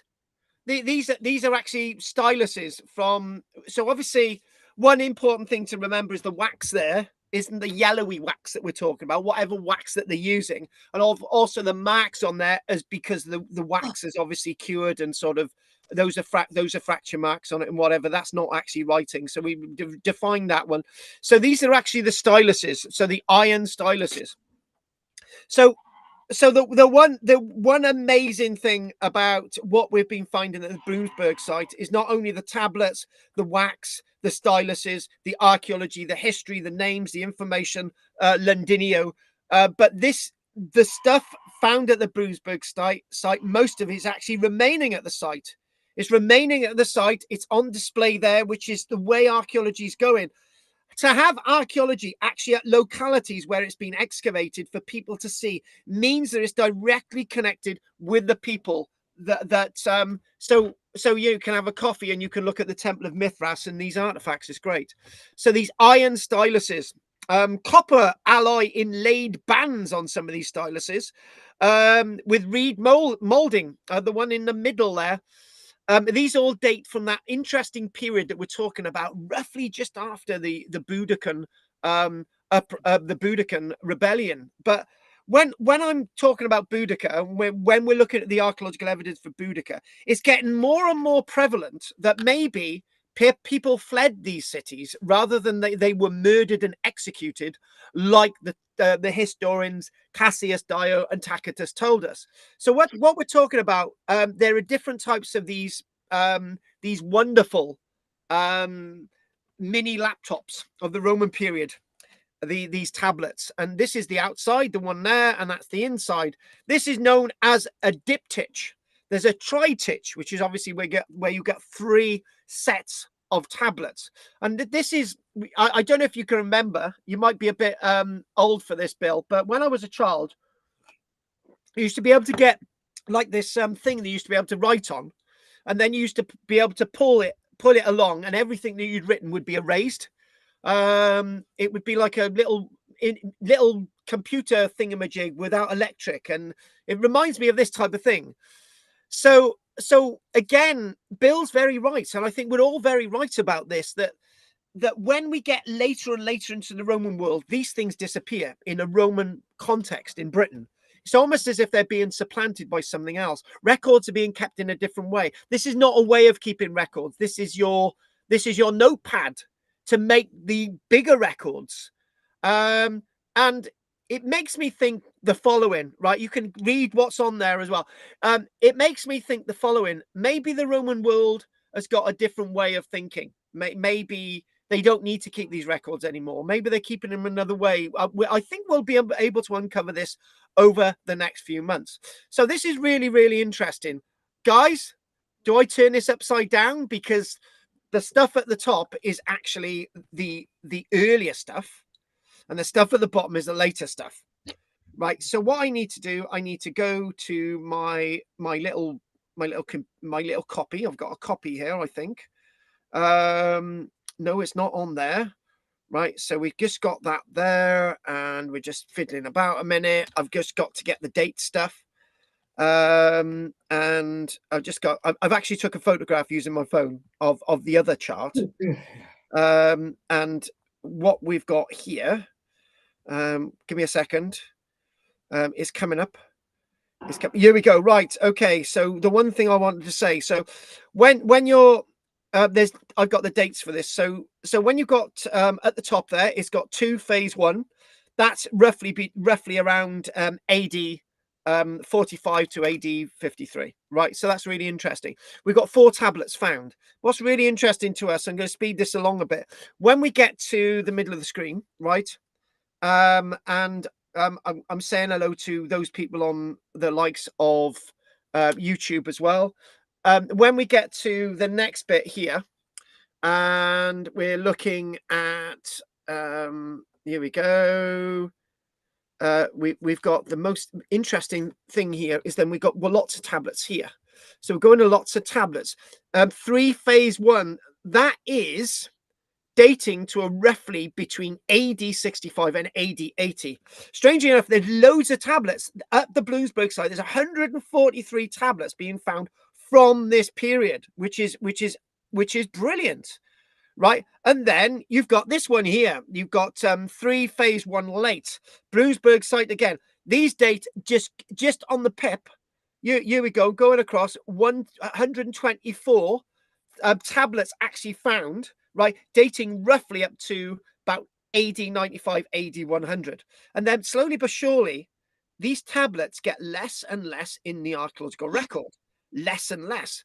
Now, the last sort of flurry of tablets that are dateable this one here, which is 6 phase 1, which dates up to AD 250, and then there are really no more tablets after that. The word unstratified means that these could be from any date. So somewhere along the line, people are stopping using these tablets. It can't just be, oh, they were deposited somewhere else. People have stopped using these tablets. That's a really important piece of evidence. And there's a lack of evidence then. There's a lack of story. Where is this story going? So if I go to a book that I've got in front of me called Britannia Romana, right? I was looking at this today and I just thought, right, when you get to this book, you get to page 245 and it's got stone inscriptions up, say, AD 130, right? So you go to Hadrian, right? And there's like Hadrian inscriptions, and we go up to, for example, let me get some dates in this book, right? We got Londinium ones here. We got ones from Londinium, right? We've got these stone carvings in London, right? And when we get to page 307, right, we're into the 200s, we're Septimus Severus. But then the book itself dedicates about 100 pages to the remaining inscriptions in stone after AD 200. So that simply means not only do tablets that are made of wood get less and less into the AD 200s, stone carvings in the Roman period get less and less after the AD 200s. That's a vague look at this. I think this is really significant. Something is going on in the archaeology. People are not going around discarding the archaeology and moving it and saying, well, all the historical stuff, we're going to move somewhere else, right? Something else is happening. Now, when you think about over 400 tablets, when we look at that, the total number there, 409 found at the Bluesburg site. Tablets. Amazing. And when you think about it, the other thing as well is, this is an interesting point. Maybe people in the 1950s didn't record any of this stuff. Maybe it was just not recorded. I've seen discarded vital archaeological artifacts because they weren't relevant to the archaeologist. And I'm not going to say what, but this type of stuff happens, right? So this is really, really interesting. When we look at this, that's the outside of the top left, and that's the inside top right. The inside top right, it clearly says there's nothing. This probably wasn't used, or the wax was only used once. When we look at the ones at the bottom, look at the amount of writing on these. These have been used and reused and reused, basically. When Bill's right, were they actually removing the wax and remelting it? Or were they just scrubbing the wax out and writing over it? It's just like, seems to be so ineffective way of even keeping temporary records. And the other thing as well is, you might be surprised to hear that when I'm teaching these classes, I've only got a little sheet of paper next to me with a few blurbs on it, and that's it. I've remembered all this stuff, right? I've studied this, I've looked at it, I've remembered this, and this is how I'm presenting. I don't have set notes for these classes, right? And do you see what I've just said, right? There are certain things that need recording, and there's certain things that don't. It's almost as if things get second nature, maybe in the Roman world, or maybe I'm jumping the gun. This is a fascinating area of archaeology. When we look at the Roman era, right, some people say, hey, tush, the Roman era is not interesting. It's all written down. It's all recorded. We've got all this stuff.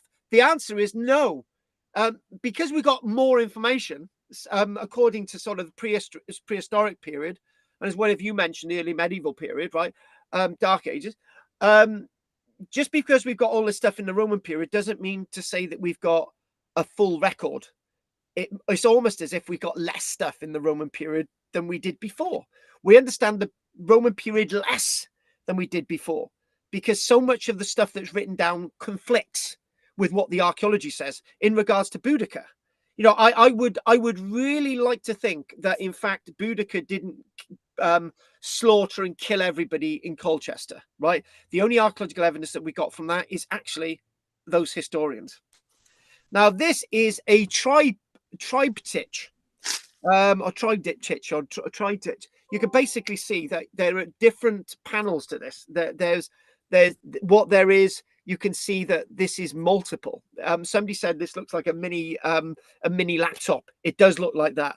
I would say this is like a mini organizer. And the big question is, Bill, why do we have organizers? We have organizers to plan things, right? And when we've done that stuff that day, we get rid of the stuff that's in the organizer and we plan again. And the same again, we get rid of that stuff and we plan again, right?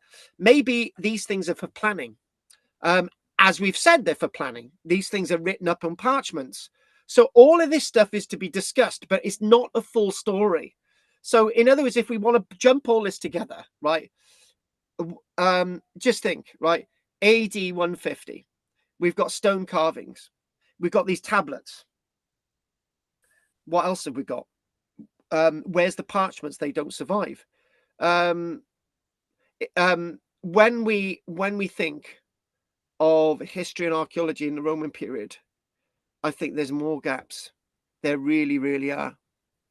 Now, when we look at this, this is the Bloomsburg site again, the Bloomsburg site. You've got the River Walbrook. The vital area where the tablets are is almost as if where the River Walbrook flows. People are just chucking the tablets in the brink, as it were, because the Walbrook would have been still a sort of wretched sort of brook flowing, and there'd been still water in it, and whatever, right? But eventually, slowly but surely, it's being filled in with all this detritus and crap, and it's been culverted and so on and so on. And let's just try and get to sort of into something else, into another mindset. And the other mindset is that what happened in the Roman period is that you had curse tablets. People would sort of get little bits of lead and they would say a curse and they would chuck it in the water. So Bill's really upset me today, and I want to make sure that he doesn't eat tomorrow. So I put this on a curse tablet, right? And I chuck it into the River Walbrook. But these tablets are not curse tablets. They're letters. They're information. They're things disused, right? They're to be discarded. That's why they're in the River Walbrook. This is why we see archaeological excavated of Vindolanda. These things are discarded. They're set alight, right? All of these things are clues to what's going on in Roman era Britain, right? Again, if we had never ever excavated the Walbrook site, the Bloomsburg site with the River Walbrook, we'd have none of this archaeological evidence. If we'd not excavated in Vindolanda, we'd have none of these tablets. So let's just think about this, right? Think about this. If none of these tablets had been found, which is very likely, right? Archaeology is an accidental thing. If the Burleys had actually started excavating at, say, Bird Oswald instead of Vindolanda, right? You wouldn't have these tablets, right? If the Bloomsburg magnates had actually decided to put their structure a little bit further over towards the left, right, you wouldn't have these tablets, right? So that means that today we'd be looking at stone inscriptions, and that's all we'd have from the Roman period. And then suddenly we'd have these stone inscriptions. Something me and Owen were having a little discussion about before we were trying to deal with links and stuff to the class, right? Suddenly what we've got a decline in data being recorded, and then into the 400s we've got this Ogham text, which is not a Roman text. People are and these people, these supposedly illiterate people outside the Roman world from Ireland are bringing over this Ogham text, and people in West Wales are recording different things, when in fact the officialdom is not recording things, or not recording things that we've actually found in the archaeological record. Something else about this as well. So again, we are going to come back to the Bloomsburg site again, and that's important for me to say. So what we've got is that this is an early phase of Roman era Londinium, right? You can clearly see that there's no wall around it, right? And if we think of this next plan, right, we can see the River Walbrook, the site. We can see that this is where Londinium develops, right? And what we've got is that there's a fort developed over here where my hand is. There's also a temporary fort in Londinium, which we haven't even mentioned, which would be really interesting if we look at the temporary fort of Londinium, which we've got no information about. So that would have been pre-Boudica. What's going on? This abandoned fort. Roman Londinium is developing. there's one clue to these tablets, which I'll chuck in there. I know we're giving you loads of information tonight, but there's one clue that I want to give you. Where the word forum is, there was an early forum in London, right? And the early forum was demolished. We've got I've done a video on it on one fragment of the original forum, which was found a few years ago, right? So where my hand is here, we got the basilica, right, which has got the later basilica. Now the interesting thing about the later basilica is going into the 300s, it was demolished, and the stone used to strengthen the Roman wall around Londinium. Why would you demolish a basilica when it's the status of Roman era Britain, or they no longer needed these buildings? There is something odd going on, and the thing that's odd, before we look at this, and we've got a few other things, and I know it's going on a bit late, so what we are going to do, we will finish by 20 past end of, right? But one thing I wanted to say is that when we think about Roman era Britain, we're so tainted by what the Victorians said about Roman Britain. You know, the Roman military withdrew. Well, there was no Roman military to withdraw in 410. The Roman military in Britain wasn't legionaries, wasn't auxiliaries. It was just a group of soldiers defending this country that had no relationship to do with Rome itself, right? That's what was going on, right? Would these type of people have needed to keep records? Because we don't find them. Now this is rather interesting. This is rather another interesting point to this. So when we actually come to this, back to the Bloomsburg site again, we'll understand it a little bit more. So what we've got in proper chronological order, we've got this level here, right? Now when we think about the Bloomsburg site, and you actually follow my hand across here, you can clearly say roughly about coming up to 250, right? The activity, which is going along here, the activity at the site sort of ceases. And why is that? Why are bits of Londinium within the walls just abandoned? Why are they no longer being used? Why is there no longer buildings there? Why are they stopped discarding tablets into this area, right? And all of these things point us into a direction that we're only just about understanding. That was the bits about tablets today, right? So what I did last night, I thought, right, we're all tableted out now tonight. That was food for thought. But what I wanted to do, I wanted to actually share some news from the Roman world, which we could actually do now. So I know we've come to an abrupt end there, but there was a reason for it, because I know your minds are probably melted by now over everything that we've done. But so what we're going to do, we're going to go on to my notes, and this is really interesting. I thought, right, what has been found really recently? And these are statues found in Binyamina in Israel, right? Strangely enough, in northern Israel. And you're thinking, hang on a minute, there's a war on the border of northern Israel, and archaeologists are archaeologically excavating. Interesting. So these are full-size busts, and we do believe that the one on the left is inscribed with the inscription Li Kurgus, right? So these date to about AD 300. And this might be referring to the original founder of Sparta. And these two are statesmen. And these statues themselves were deliberately, it's said, they were deliberately deposited in a pit in an old type of wine cellar, right? They were originally they were discarded, right?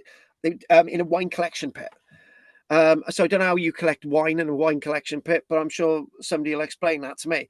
But these statues, these are not statues that would have stood in a local farmhouse. They would have stood associated with a wealthy person, a wealthy individual. And the one on the right is probably a philosopher whose name may be lost from history at this moment, but some kind of Greek philosopher on the right. And the one on the left is apparently the founder of Sparta, known as Lycurgus. And this has actually been found really, really recently. So this is, we're actually going to dart quickly over to Vindolanda, because we've mentioned Vindolanda a lot this evening. And this is again, and I'm really pleased to see that the work at Vindolanda is continuing, and I do believe that it's Robin Burley's daughter is actually taken over the mantle to continue excavations here, which is absolutely great, because how much of Vindland's land has been excavated is probably, I think, a third or something, or a quarter, or whatever. So brilliant looking at these finds, and I think we've got this one first. So excavating here, this goes back to April. This itself is a key, right? So this was found by somebody by the name of Marina. First excavation on the site, and basically she finds a key heavily corroded. Basically, it's like a key that you sort of go in through a sort of big slot and you sort of winkle it around, and sort of there are a little bit of a mechanism, and that's so you unlock it. So this is what a key is. This would have been held on a belt, maybe to do with a chest locked door. But obviously, again, the Romans had keys. They had the secret, and they found lots of other interesting things as well. Really recently, a copper alloy ligula, which is a little bit of a spoon that goes in the ear and gets the wax out. But that was actually found from roughly dating to about the 300s. Now, what you've got lots of what's typically known as Neen Valley ware, which is black. This is a really, really interesting piece, because this itself is a human face, a face urn, a face pot, dated to about 200s, and you can clearly see it there. Now, I write about these in my own book, Romans in South Wales. They're face urns which have been found locally in South Wales. And as they were excavating, finding iron age spearheads as well on the site. And obviously, you know, that's obviously significant to do with the military understanding, and in comparison with the civilian understanding of occupation at this wonderful site at Vindolanda. Now, Vindolanda, they do actually say that Vindolanda, most of the archaeological evidence of Vindolanda dates from sort of the AD 80s all the way through to the AD 370s. And there's later stuff at Vindolanda as well. But that's another story. And the other problem is, this is a big problem with archaeology in the Roman era, right? Because less and less coins are in circulation, right? It's very difficult to get dating evidence for later Roman era Britain. And even if coins are circulated, they've been circulating for quite some time. So again, I'm absolutely fascinated by later Roman era Britain. I really am. It's one of my favorite bits about Roman era Britain. But let's move on to, I think, one of the last pieces for this evening, which is actually this. Now, before my information phone dies, I actually, when I was doing a little bit of quick research for this tonight, well, not tonight, because obviously I'd done it yesterday and earlier yesterday. I thought, right, I want a little bit more information. So I thought this was actually found this year. It wasn't. It was actually found last year. It's about a foot and a half tall. And I may have mentioned this before, but we'll do it again. Symbolic find signifying the end of an ancient war. Found at Vindolanda again. A Roman goddess of victory has been discovered reused in a pile of rubble above an infantry barracks at Vindolanda. Victory, known as Victoria, the personification of victory in religion and mythology, associated with battlefield success. But think about this. This is really interesting. The stone is thought to be one side of a much larger relief, which would have framed an inscription in its center. Again, Latin inscription. These particular barracks at Vindolanda were built at the end of a tumultuous time in Roman Britain, AD 213, when Caracalla was thinking about going back to Rome after his dad had died a year previous. But this was associated with an inscription above an entranceway, above a gateway to this area that they were excavating last year. And it says, so you've got Robin Burley, so Dr. Andrew Burley, now the director of excavations. No, it's going to be, I think, Andrew's daughter. But Andrew Burley, the director of excavation Vindolanda Trust, said finds like these are increasingly rare in Roman Britain. Sort of shows a point of grandeur for the site. And And they're basically saying that there were 2 people had been excavating on site for 21 years, and they haven't really found anything major. And they find this after 20 years of hard work.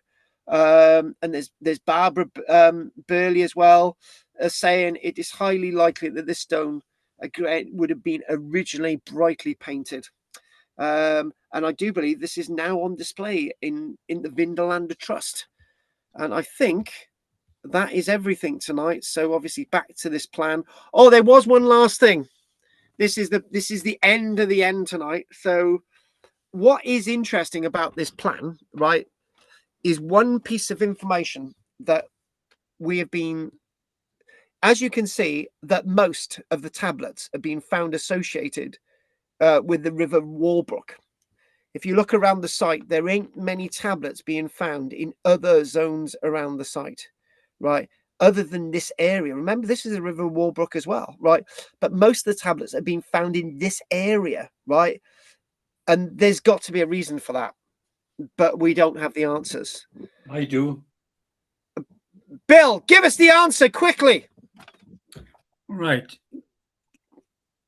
It's important to consider the environment where these tablets were found. If Oh, they Go were on. found in a general earth, shall we call it, which has got lots of voids, it's oxygen rich, which would have aided oxidation of the tablets and eventual rot. Now, if you're in a more viscous environment like mud, which is non-aerobic, okay, that would help to preserve the tablets. And I'm guessing the Walbrook site here is that environment. 7 meters up to 7 meters deep, Bill. Yeah.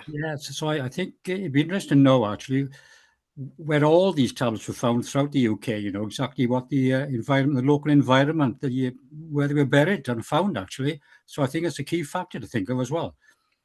But Bill, can I just jump in there quickly, right?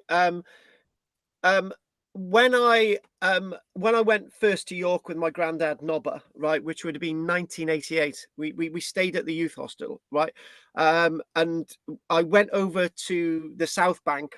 There's River Ouse, isn't it, or the River Foss? I get the two confused.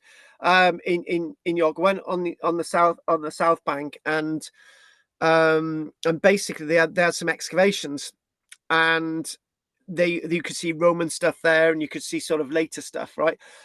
And the conditions there were exactly the same as what we're talking about with Vindolanda, and moreover, with what they were excavating at the Bloomsburg site. And then you look over and you look at Coppergate and so on, with the excellent preservation of the Viking stuff there, right? Which would be the right conditions to actually preserve stuff. But the point is, we've only got one tablet from the whole of the York excavations, which have got exactly the same conditions, Bill, right? You're dead right, but as an archaeologist, my frustration is that the conditions for preservation in York are as good as Londinium, right? But we've only got a little slither of a tablet preserved in York, and it just doesn't make any sense. No, so there's another reason for that. Yeah, of course. Yeah, because it's Bill. It's all the conditions you've just said, right? But it's not preserved. Yeah. It's dry south. Anyway, Carl, that's my bit, okay? And I'll finish by telling you I won't be here next week. I'll be in Crete, okay? So it'll be 2 weeks today, okay? All right, so you'll be in Crete then. All right then, Bill, that's fine. Don't worry about it. By the way, Crete, right? But Crete, Bill, there's a tax, right? There's a tax, right? Every time Goff goes to Madeira, that's why he's not here tonight, right? He brings me back a Madeira cake, right? Now, Bill, I know I'm a very naughty boy, right? And I expect presents from I always bring you something back, you know that, Carl. Yeah, when you went to China, you had that little sort of that little Chinese thing that you got me on card, so that was really nice. When you went to the likes of well, I'm still wearing it. It's around here somewhere. My little Ushanka. I was wearing it earlier on, right? As you know, Bill, I still wear it, right? Now, I'm eating it probably. You're gonna need it soon. She hasn't. Hear me? When you go on your journey, you're gonna have to wear it. Exactly. One sec, Bill. Right? when you go to the likes of Crete, right? I do not want monkey's brain, right? But An olive? a tin of olives, that'd be Okay. nice. Not a bottle of olives. You know what'll happen? It'll break and they No. won't allow you to bring it through. Okay, right, I'm done. Thanks, Carl. You're off now, are you tonight, Bill? Yep. Okay, Bill, have a great holiday. We'll Yeah. go, be safe in Crete. Thank you, mate. Carry on. Night, Bill. I'm not going Night, yet. Bill. I'll see the interview. Yeah. All It's right my- then. Okay then. Right, Henry. Anything you want to say, love? Henry. No, you're good. Did you tell him about the Giant's Causeway? No. No, he didn't need to know that. It is just too important for him. Well, you Come know, on. the Giant's Causeway, they think Fergus. younger. No, you know, it happened less time ago than we thought. What, last week? It was a volcanic era that affected an awful lot of different countries, you know, and we might have actually touched on it. You know, the later date, more today, you know, than thought. So what are you saying? You're saying that Fergus, the giant, right, laid the causeway down 1,500 years ago, and not, yeah. Yeah, they're saying that it's the same era as Fingal's Cave, and there's a few other basalt columned kind of caves and things like that around the Irish Sea, or that sort of pathway between Scotland and Ireland, you know, where the causeway is.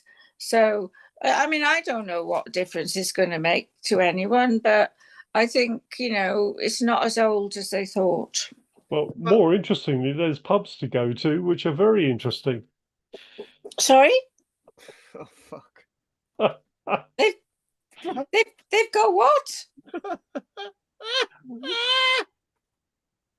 Right, that's enough. Right, Richard, anything? Richard, come on. Richard, give it to us, Richard. Bill's waiting. Go on, Richard. We can't hear you, Richard. He's cut off. He's not got his... The only reason Bill Very stayed on. good. Go on, Richard. Very good. Very good. That'll do. Got it. That'll Is that do. Very Yeah, that'll do. interesting. Yay! Oh, Bill, we didn't get to go to my steak, did we? Yeah, Was you expecting to? in 2 weeks' time when I'm back, yeah. All right then, okay. Okay, fine. So Hugh's been online. He said it's driven him to drink watching this. Shut up, you tart. Okay, fair enough. Is Owen a member of Penybont Aragorn history? No, well, no, he's just. Where's Owen's gone, hasn't he? Right, never mind. That's it now. So next week is next week, and next week you don't need another link next week, and you just use the one that you've got. Bill won't be here next week. There won't be a Goff next week. Henry's probably on the moon, or Uranus, one or the other, and that's it. Well, I downloaded Zoom onto my app because my wife, I downloaded it onto my iPad, so I got it on my iPad now. You could even put it on your dongle. Yeah. All right. And Henry's got a dongle. A dingle on your dongle. I got to talk to the webmaster. Right, okay, on that note, guys, anyone want to say anything else before we finish? No, Good no. night. Good night. Very Okay then, interesting. guys. All right, Spare then. us, Carly, Well, spare before us. Ofcom phone you. Bye. Ofcom, Bye. yeah, I know they probably will. I probably will. Bye. Anyway, guys. Bye, everyone. Right. Night, Bye, Bill. Bye. Night, Richard. Night, Henry. Night, Cheers, everyone. Anne and myself and everyone else who knows me, and Gandalf the Brave, and the queer man down the road. Well, Night, guys. We'll try and get Pat as well because she always forgets. Oh well. Hugh said Nostaran. He likes your bins. Oh well, I did. He did help me to get online. Thank you very much, Hugh. All right, there you go. There you go. There we go. There we go. And you. And you. And me, I got plans for Hugh. Okay. Yeah, yeah. Yeah. It's very, very, adept. He's very, very, very, very, very adept. He's a good hugger as well, isn't he? Anyway, so Oh, I haven't hugged him yet. Oh, I did once. yeah. He's gone all But red, by the way. No one hugs like you. Yeah, I know. But you are older now, and you've got to save your strength. Yeah, that's true. Anyway, I gotta go. Okay. I gotta go as well. I gotta do stuff. Anyway, I'll speak to you soon, guys. Okay, bye. Night night, folks. Night night, Henry. Night night, Anne. Night night, Bill. Night night, John Boy. Sue Ellen. Night night, Sue Ellen. Night, John Boy. Night, Sue Ellen. Night, Granddad.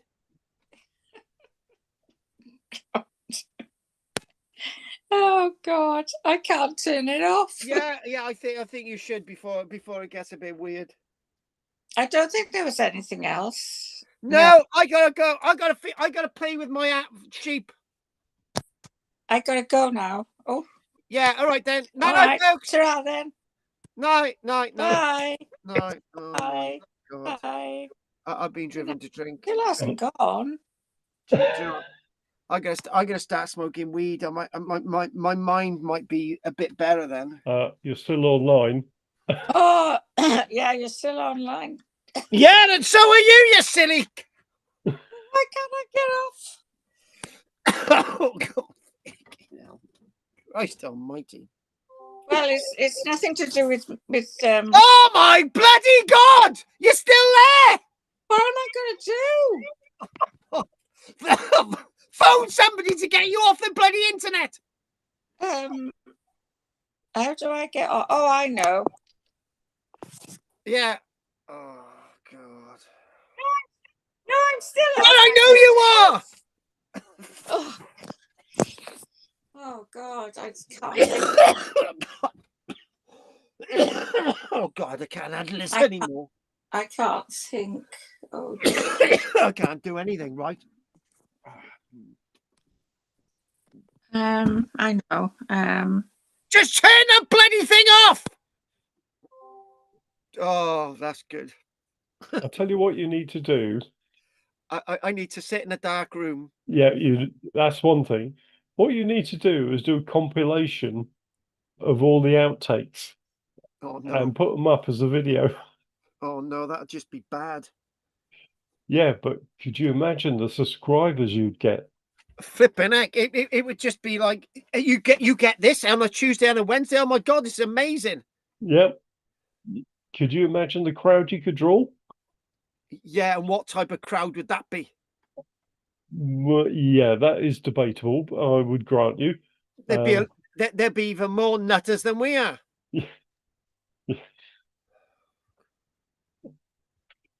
Right. I'm going to find a glass of Jameson's because that's what basically I need after this experience. Oh, and there's somebody saying, Nylog online, he said, off to Rome Friday. We'll miss the next couple of weeks. Hope you live till then with that cough. Well, you've got a cough as well. Tell him look after his wallet because the last time I went there, my brother-in-law lost his wallet within 5 minutes. And that's because you nicked it. No, there was some nasty Albanians. Albanian wallet nickers. Yeah, very prevalent. Right. But there's a very nice, on the way to the fountain, there's a very nice Italian local restaurant.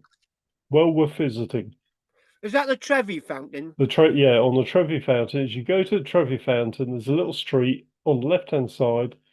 Very nice local restaurant. You have to get there early because it'll be full of priests, but the food is excellent and very cheap.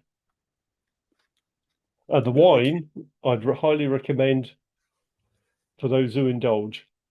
I'll have to water it down. You might have to after this experience. Yeah, I know.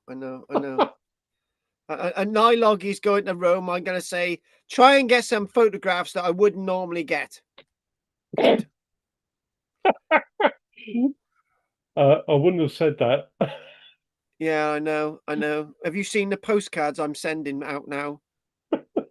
Oh, I gave one. I gave one to Michelle to post, and I said, "Do you realise what was on that postcard? There was two men, on a Greek vase copulating."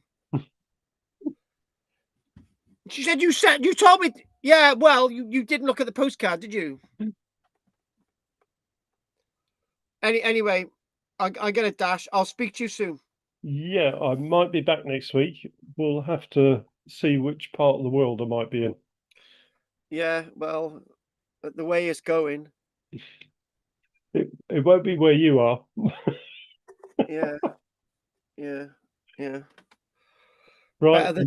Better the devil you know. All right, then. I'll speak to you soon. Enjoy yourself. I will. Night. I hear Cyprus is toasty as well at the moment. Oh, no, thank you. It's too hot. Right. All right, then. Night, then. Bye. Anyway, okay, that's it, guys. So, Owen said, looks like Daisy was here. Hello, Anne. What the hell? Thank you for that, Nylog. Look forward to you coming back. I don't know. This cough is a weird one. I think it's something to do with our meeting. I'm eating my very own radishes that I've grown. It's dark now, so I've got to put the power on. I've got to get another power pack. So anyway, it says, looks like Daisy was here. Kiss, kiss, kiss. Looks like Daisy was here. Kiss, kiss, kiss. Ah, right. That's one of the inscriptions he was on about. I worked that one out. Hello, Anne. Kiss, kiss, kiss. And that was off Owen.